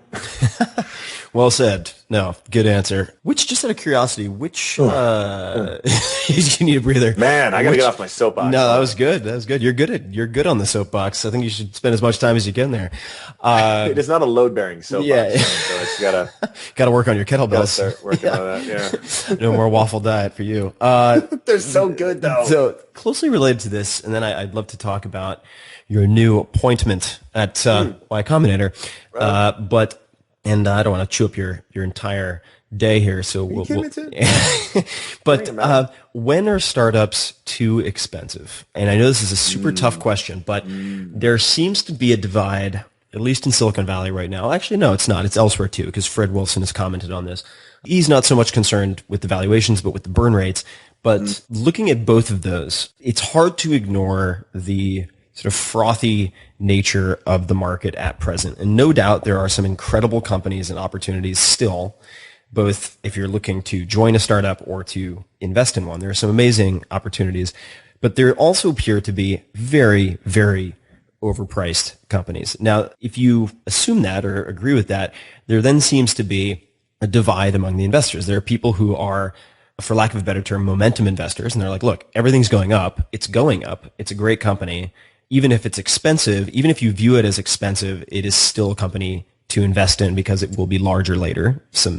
I'm sure that there are other ways they would justify it. And then there are others who say, I, for lack of a better term again, but more of a value investor, I'm looking at different assets, IP, revenue, et cetera. I can't justify these prices, therefore I'm going to opt out. Although there's a lot of FOMO and fear of missing out. So even those folks tend to jump on a lot of bandwagons. What is your feeling there in terms of almost like grade inflation, sort of price inflation? Things are, one could argue, quite expensive. When is a startup too expensive to invest in? So I can't really speak to grade inflation because I didn't go to an Ivy League school. But actually, you know what, though? I have to call myself out because although I went to UVA, I was a humanities major. Well, and by the way, UVA is not a bad school. So no, it's an amazing school. No, it's an amazing school. Amazing school. Very grateful for that. But it's funny. All of my friends were engineers, and I didn't like talking about grades with them because the engineering school is the land of deflation, right? That is where they go to crush souls. Right. Whereas history majors, and I also majored in business, it was like, the business was the best part because it was like, great, the five of you like colored in the lines, A's. But anyway, okay, so, obviously different investors have different sort of expectations, right? If it's an angel investor, let's assume you're playing with your own money. Okay. Oh, all right. Well, dude, if I'm playing with my own money, I'm making this bet partially because, okay, well, so it gets a little weird, right? I've definitely made bets that were partially just heart and weren't necessarily like, this is absolutely going to be a multi-billion-dollar company one day. Right. But even factoring that in, I wouldn't really care about the valuation because if I really do believe it's either a multi-billion-dollar company or some percentage of it is also just because I want this to exist in the world, right? I don't want to be sensitive, right? I don't think there are too many angel investors or early investors who got in at, I don't know what the early Uber rounds were, but there weren't many complaining if they missed out on the 4 versus the 9 or the 9 versus the 20 even, because it's, we all, as investors, we go around saying, of course, I only invest in companies I believe are going to be multi-billion-dollar companies. And if that's true, then you shouldn't really care. Right. And I do, however, wonder, it does seem like times are really good and capital is still really flush. And that has to, right, this whole business thing comes in cycles. That has to come at some point to an end.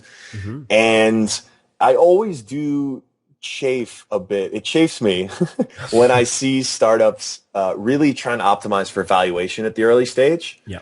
Because you want to, this is your seed round. You just want to get back to doing the important shit. You want to get back to running your company and have enough money to go do that. Find the optimal way to get the amount of money you need to get to that Series A or to that next step, or maybe to not even needing a Series A, and get back to running your business. And if you start over optimizing for valuation or you start falling in love with the investing process, right? There are people who love, or the fundraising process. People love fundraising.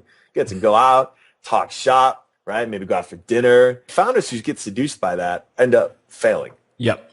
Yeah. And so, the investors that play into that are definitely creating a kind of culture that is not optimal for great companies. At what point do you think founders taking money off the table is a problem? When do they become misaligned with the interests of their employees and investors? So I've noticed a number of companies that shall not be named, companies that are doing very well, but people want to take, in some cases, millions of dollars off the table. And for those who are not familiar with this process, that means that they're founders who are selling some of their stock to investors and putting millions of dollars in their bank accounts before employees or investors see any return. When is that a problem? Because I'm seeing it earlier and earlier, and that worries me a bit. Yeah. Even at like the Series A level, I'm seeing founders who are like, I'll only do it if each of us can take $1 million off the table. And I'm just like, that seems like a symptom of potential dysfunction and disaster, pending disaster. I don't know. But, maybe. It gets dicey, right? I certainly don't begrudge. It becomes, at the later stages, I really do think it starts aligning most everyone's interest. Again, so you have to control for assholes. Right. So you'd hope, like, there are going to be some percentage of founders who will get that, like, personal milestone checked off, and it starts becoming a problem. Right. Hopefully investors identify that earlier. Hopefully those folks get to some extent managed, but that is not always going to be the case. But I tend to believe the majority of folks who will get to that point are not in that category, but I'm an optimistic guy. But I've seen it at an A round. Now that I think about it, I've seen it in some instances where I haven't begrudged it because it was, and you end up having to trust the founder. Like, as an investor, I'm not going to be like, show me your financial records. But you have founders who have a ton of student loan debt. Right. They just want cleared. Or they have oftentimes there's like a family situation. Someone needs a lot of money. There's some, if in instances where there is an extenuating circumstance, that extenuating circumstance, like, I can't really begrudge them for that. But I do think there is a growing tendency now to see this happening just kind of because. And having that peace of mind, again, let's assume the slate gets cleared. It's not student loan debt. Let's say you have zero debt.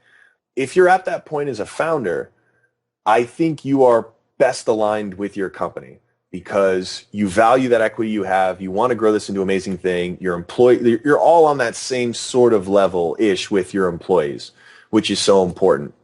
Where it becomes a real problem is when founders are basically building companies to get to a Series A, to get a couple million in the bank, and then just kind of like run their companies, I'm putting that in air quotes, for another few years just to see what happens. Right. That's a real problem. Yeah. And again, if you can sort of factor out the extenuating circumstances, I think that's where it starts to be really dicey. And when you start talking about later stage, I start caring a lot less because I tend to be very founder friendly. I think the investors that are going to win the long term realize that they have to be, but I think there are different ways of being founder friendly. Right. It's being founder friendly without like sabotaging the company, right, and putting 50 people out of work in a year and a half. Exactly. Yeah. Now, I know this might be boring to a lot of people listening, but since I'm curious, how does a potential acquisition offer factor into this? So, for instance, I've seen a number of companies who have had acquisition offers that have not consummated for any number of undisclosed reasons. Yeah. And they say that the pricing has been set by this acquisition offer, usually that has been turned down according to the founders. And therefore, we want this, since we've turned down this acquisition offer, when we raise our Series A, we want to take millions of dollars off the table. Assuming other employees do not have an opportunity in some type of secondary offering at the same time, what is your opinion of that situation when it does not make sense? Yeah, now we're getting really inside baseball, man. All right, so I think, oh man, all right, so part of it definitely depends on who made the acquisition offer, right? Like if it's Cloudtown Incorporated, I'm gonna be like, I love those guys. Yeah, Cloudtown, great portfolio. They're really building the future. It really depends on who it is, and so that becomes the first thing. We're like, all right, if this is just, oh hey, look, people like us, it's certainly less leverage or less leverageable than, oh hey, here is like, this is a legit company where it actually makes a lot of sense for that acquiring company. Like there's more leverage sort of implicit in the offer. Right. And it sort of validates the price and then thus validates the, hey, but look, we're going to grow $1 billion company out of this. And so we just need to take some money off the table, et cetera, et cetera. Dude, it's case by case. I would say am I ambivalent about it? I'm struggling to decide how I feel. So it's a little, so I guess that sounds ambivalent. Yeah, sounds pretty ambivalent. The fly in the ointment, or one of the flies in the ointment with this type of question, is that even a legitimate company, a larger company, it's not uncommon, let me rephrase this, for legitimate larger companies who could be acquirers to open a discussion about acquisition, to go on a fishing trip to look at the internals of how a smaller company works.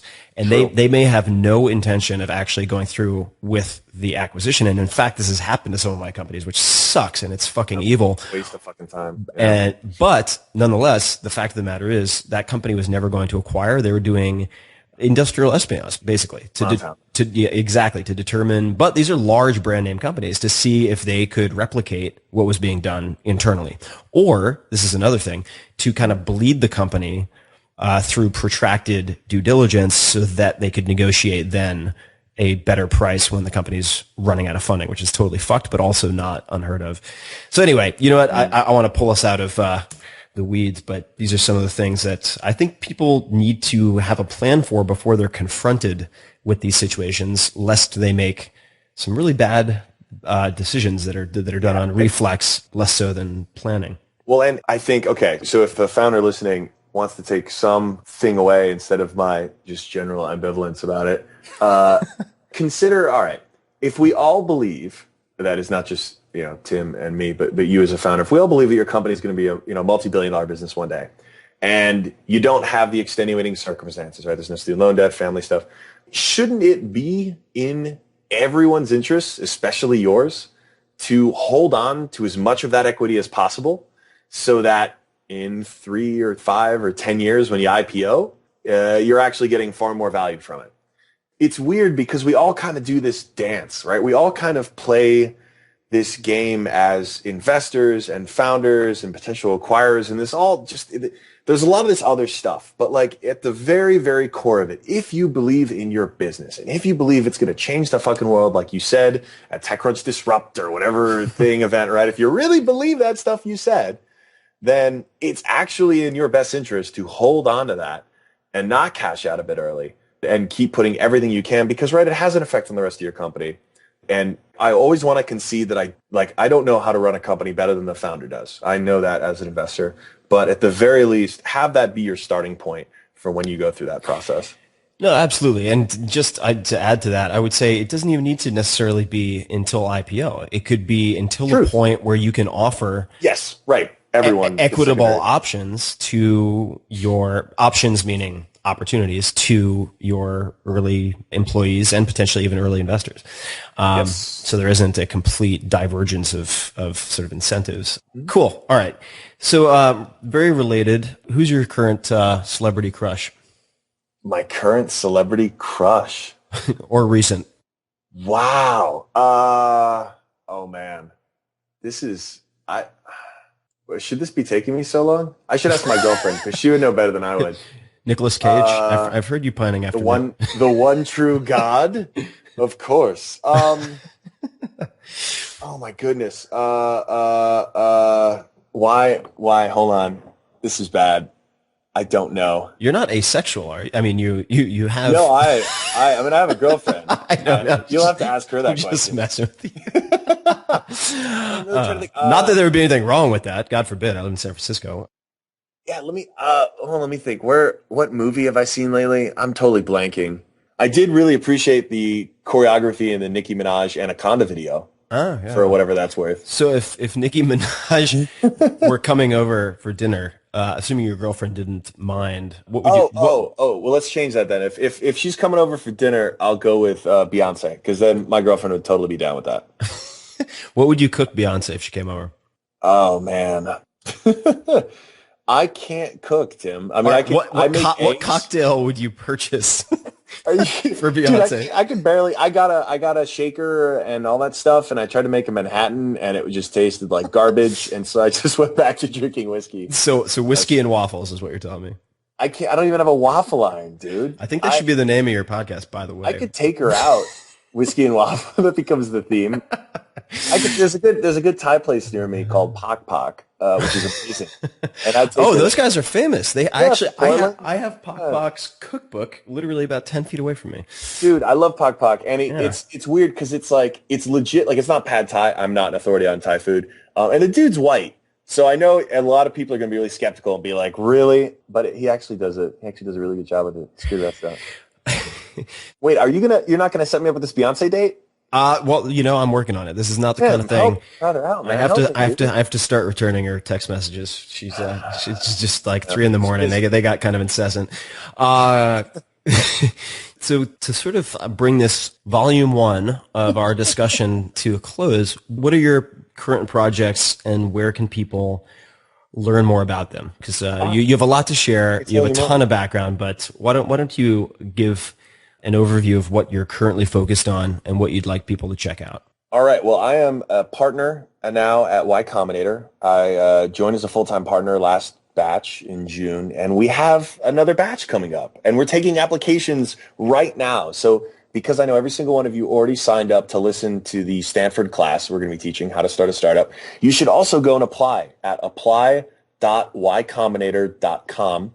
And then we also accept nonprofits. By the way, we have some amazing WATSI, WATSI was an amazing nonprofit that went through the program. And we're willing and able to take applications for the next 27 days to apply. So apply to Y Combinator and let them know Alexis sent you. I don't actually think there's a section in the form for that, but that's not on the drop down for how did you hear about us? Yeah, how did you hear about this?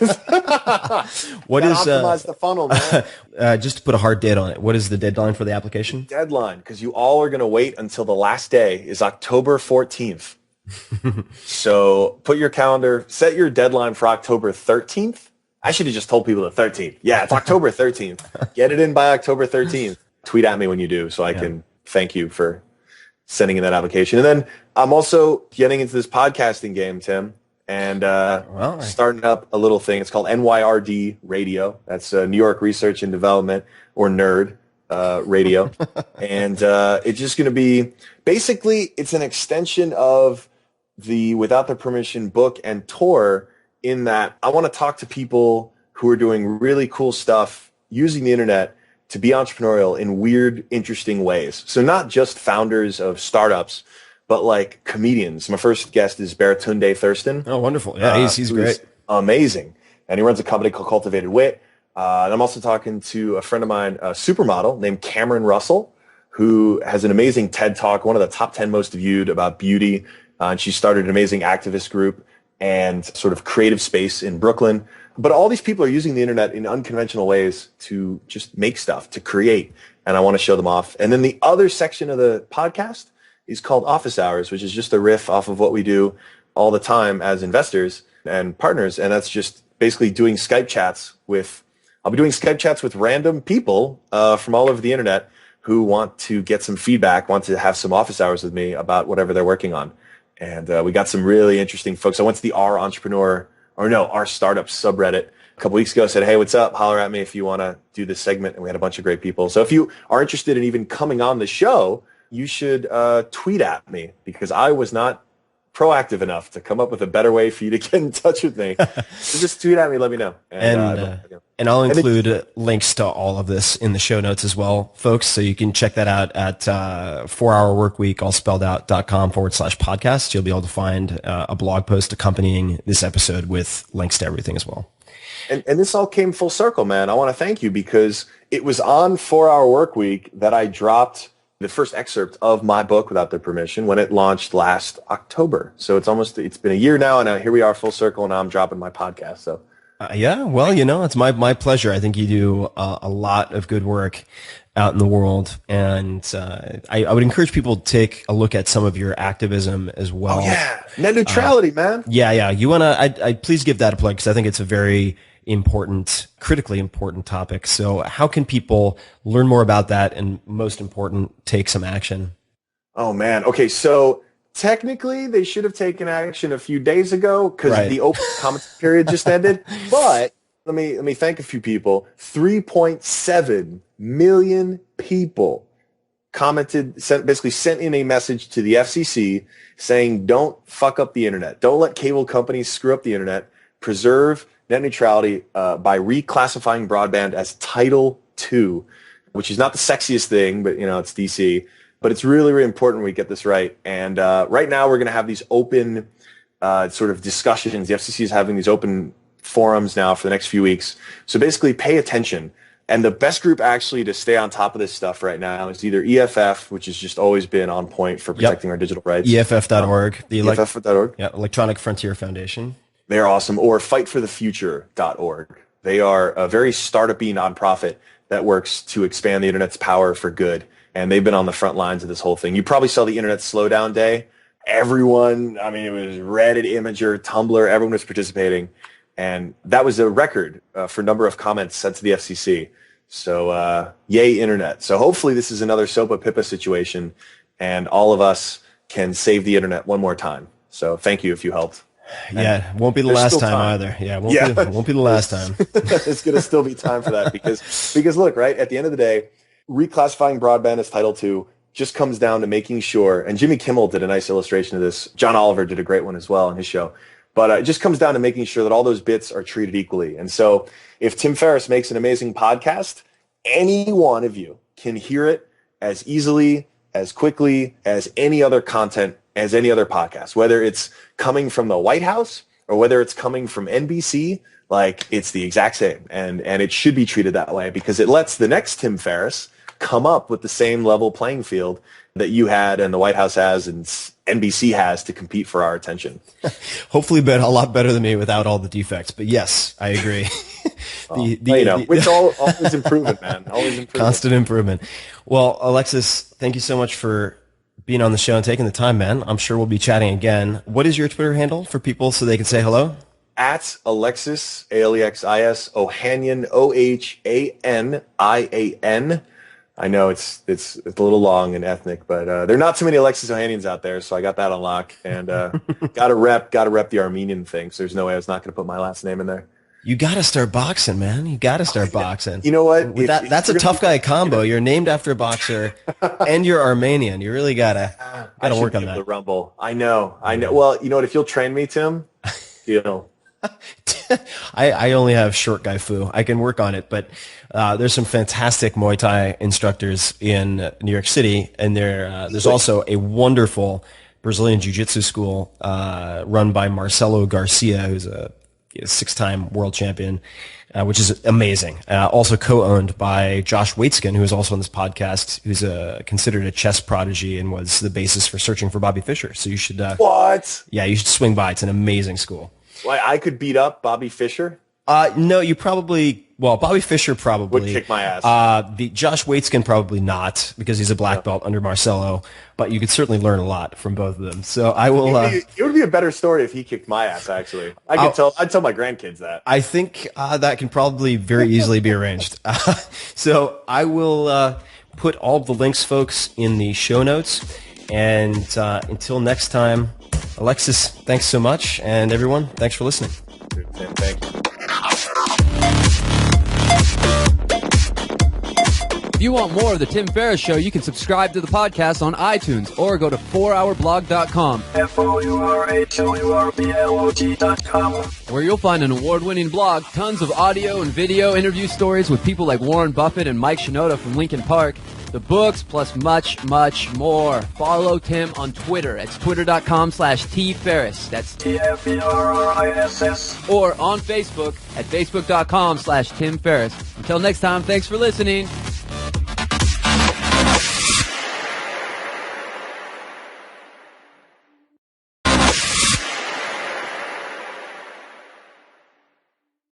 And Buffett for just being able to say that they were going to take this tremendous amount of wealth and in their life especially Gates, become so active about finding brilliant ways to use it to make the world suck less. So it's a spectrum of it. But those are the people who I really look to and think, like, if only, like, that is a place to strive toward for me.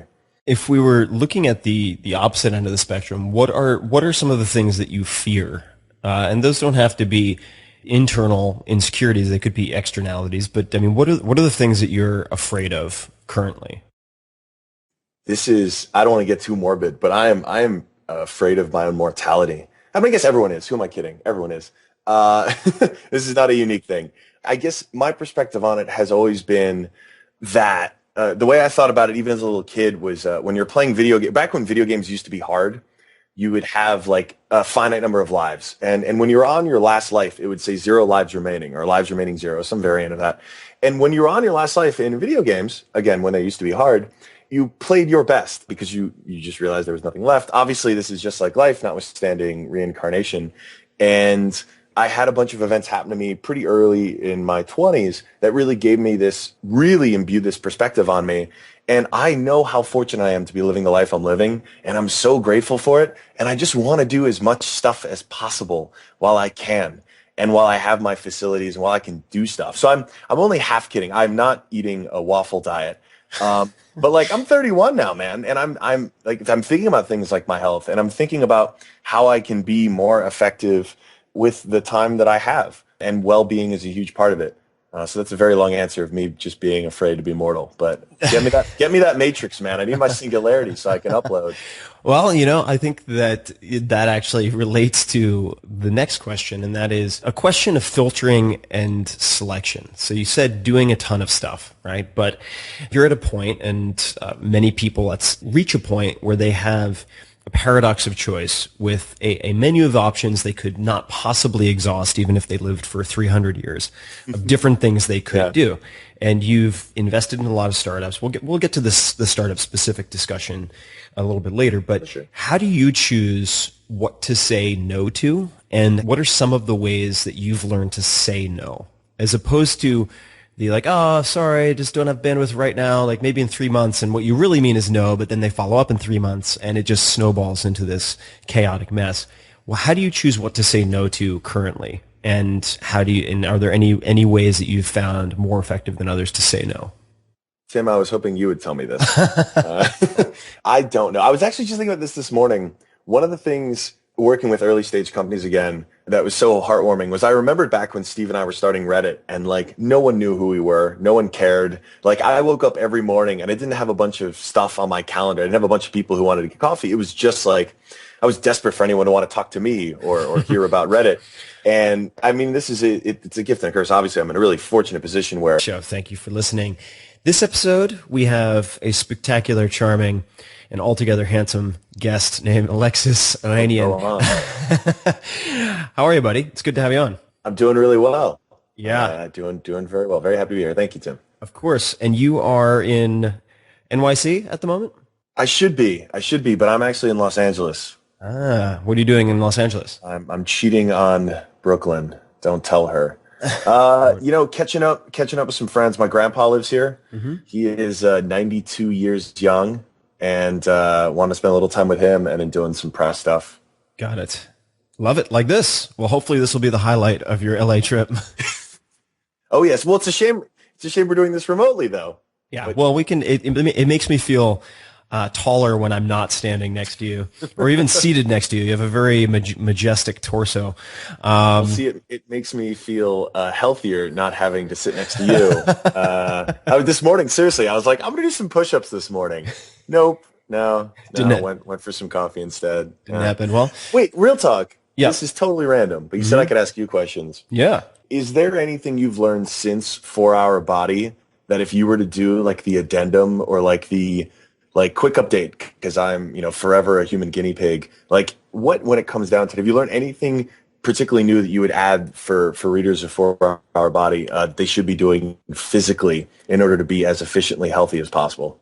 I think there would be a few addenda I would add. The first would be on smart drugs, and it would actually be a cautionary tale more than a prescription for smart drug use. I would also outline the point that sort of Cartesian separation of mind and body is very artificial. And if you do a lot of things intended to improve physical performance or that are associated with that, whether that's dietary, say elimination of starches and gluten, or taking care of your microbiome, so really looking at the sort of bacterial balance, or not even balance, but composition of not just gut, but skin flora, for instance, which I've become very fascinated by, you'll improve your mental performance. And related to that, I would probably delve into different types of fasting, which I skim the surface of, as well as a couple of other sort of fringe topics that I've become very, very fascinated by. So it's funny you should mention that. I'm actually thinking of doing an updated version of the 4-Hour Body with case studies, as well as a few additional chapters on areas that I think are worth exploring. But right on. I think, as a side note, that push-ups are very, very underrated. I think that if you were to just take a few variations of the plank push-ups in different ranges of motion, and you had a, say, 3 to 4 foot dowel that you could put across 2 chairs so that you could lay on your back and do basically reverse rows, like body weight rows, that's all you need, along with, say, pistols or split squats to stay in fantastic shape when you're on the road. You really don't need anything else. Really? I could get cut up? I think so. Well, getting cut up has more to do with my inbox has this problem. But yeah, you're right. Like, I'm still struggling. You know why it was a 200 event bus tour? It should not have been 200 events in 5 months. That is crazy. But it was, because I just kept saying yes to everything.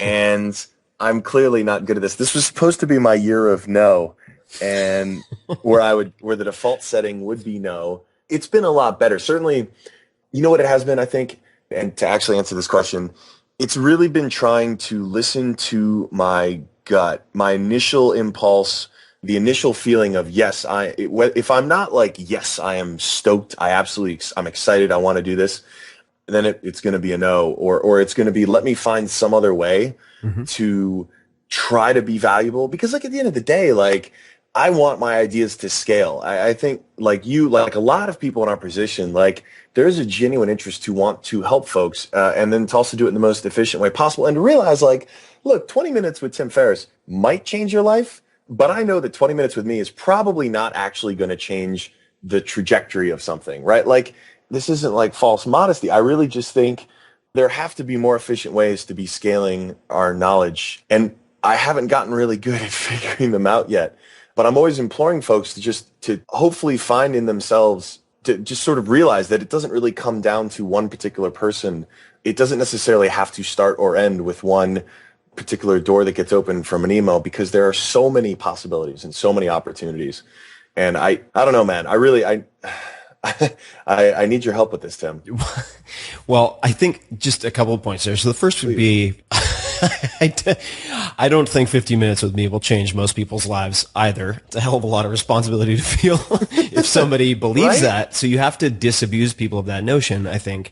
And also, if you are, let's just say, beginning in your career or a new company, and you want to reach out to someone who is getting deluged with requests, like an Alexis, asking to pick their brain over coffee without any context is not a good way to do it, because that often reflects a lack of focus or forethought on the part of the person making the request. So make a very, very specific request, a question they can answer in a handful of lines that will, in fact, be disproportionately valuable to you. That is, I think, the right place to start.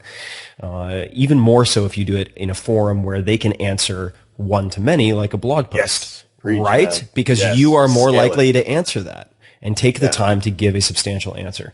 The second point I was going to maybe refine really is my question. Since you deal with so many startups and you have to be selective, let's just say when you were angel investing, and you may still be angel investing, we'll get to that. When you say no to a company, how do you say no? Because you've had to do this. You can't just string along hundreds of companies. It'll disallow you from doing anything else. How do you typically say no? What's the language that you use? I mean, I've started a couple companies now.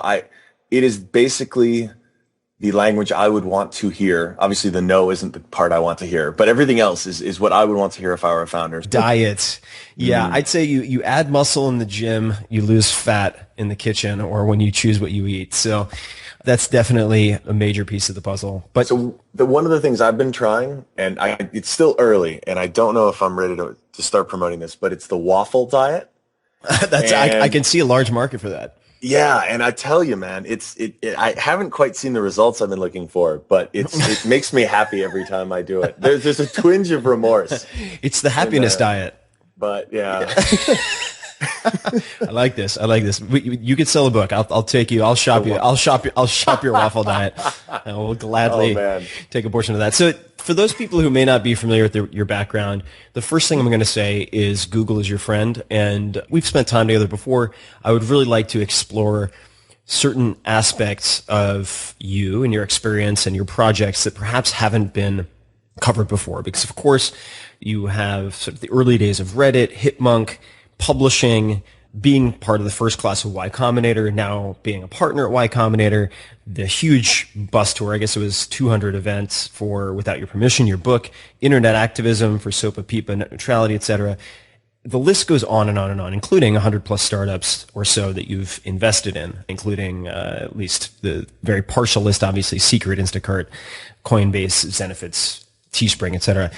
A lot of those areas have been covered in many fantastic interviews and articles, and I don't want to replicate those, but I would like to dig into how you operate and some of what has allowed you or helped you to do what you've done. And so the first question I'd love to ask you is one I often ask, but that is when you think of the word successful, who's the first person that comes to mind?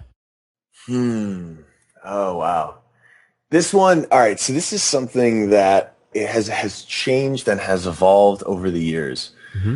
You know, at a baseline, this is so cheesy. At a baseline, though, I think of my own parents, mm-hmm. for whom success was measured primarily by having a happy, loving, awesome family. Mm-hmm. And I'm the product of all of that hard work and love and all that great stuff that made me who I am. And when I think about it as a businessman, frankly, I think of people like Oprah and Jay-Z, mm-hmm. because if you consider this spectrum of let's just say a business success, mm-hmm. You've got to look at where you start on the spectrum and where you're at on the spectrum when you sort of finish. And obviously they're not finished, but you know where they've arrived at this point. And you know, simply because of a life lottery ticket, my starting point on that spectrum was a lot further along than Jay's and Oprah's for all kinds of, you know, systemic reasons, frankly, beyond any of our controls. And that doesn't make my success any less cool. I'm very happy with it. But when I look at the entire scope of it, I have to be in awe and be like, holy shit, like that's next level success. And then when I think of philanthropy, I mean, you got to think of folks like Gates. Hello, ladies and gentlemen.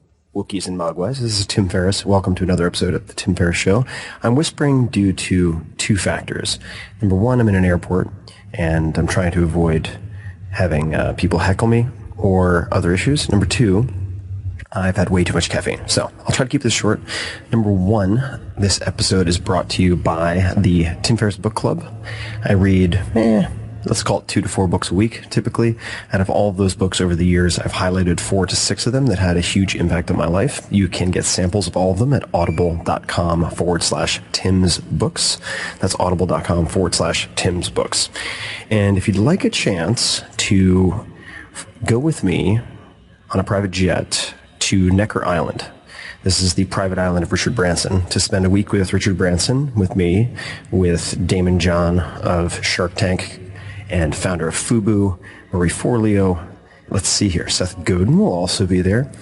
If you want to spend a week learning lots, there might be some debauchery, you never know, on Necker Island.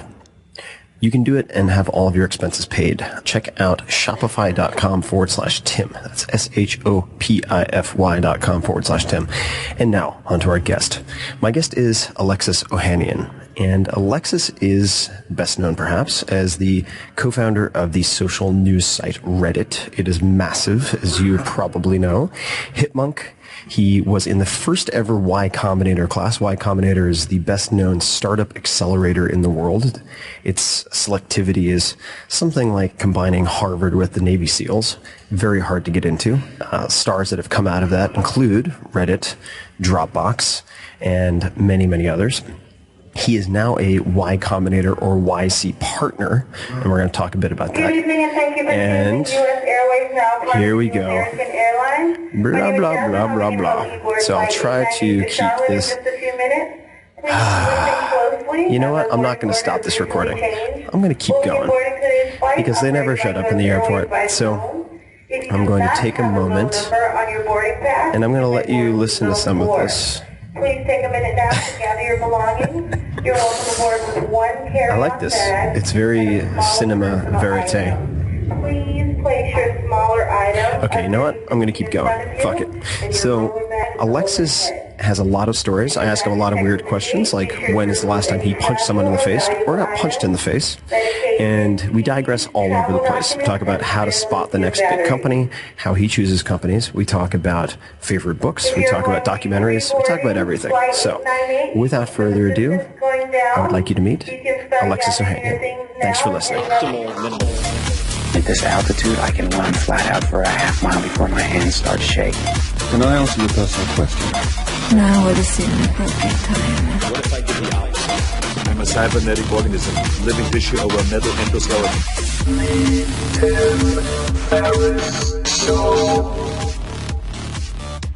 Hello, ladies and gentlemen. This is Tim Ferriss. Welcome to another episode of The Tim Ferriss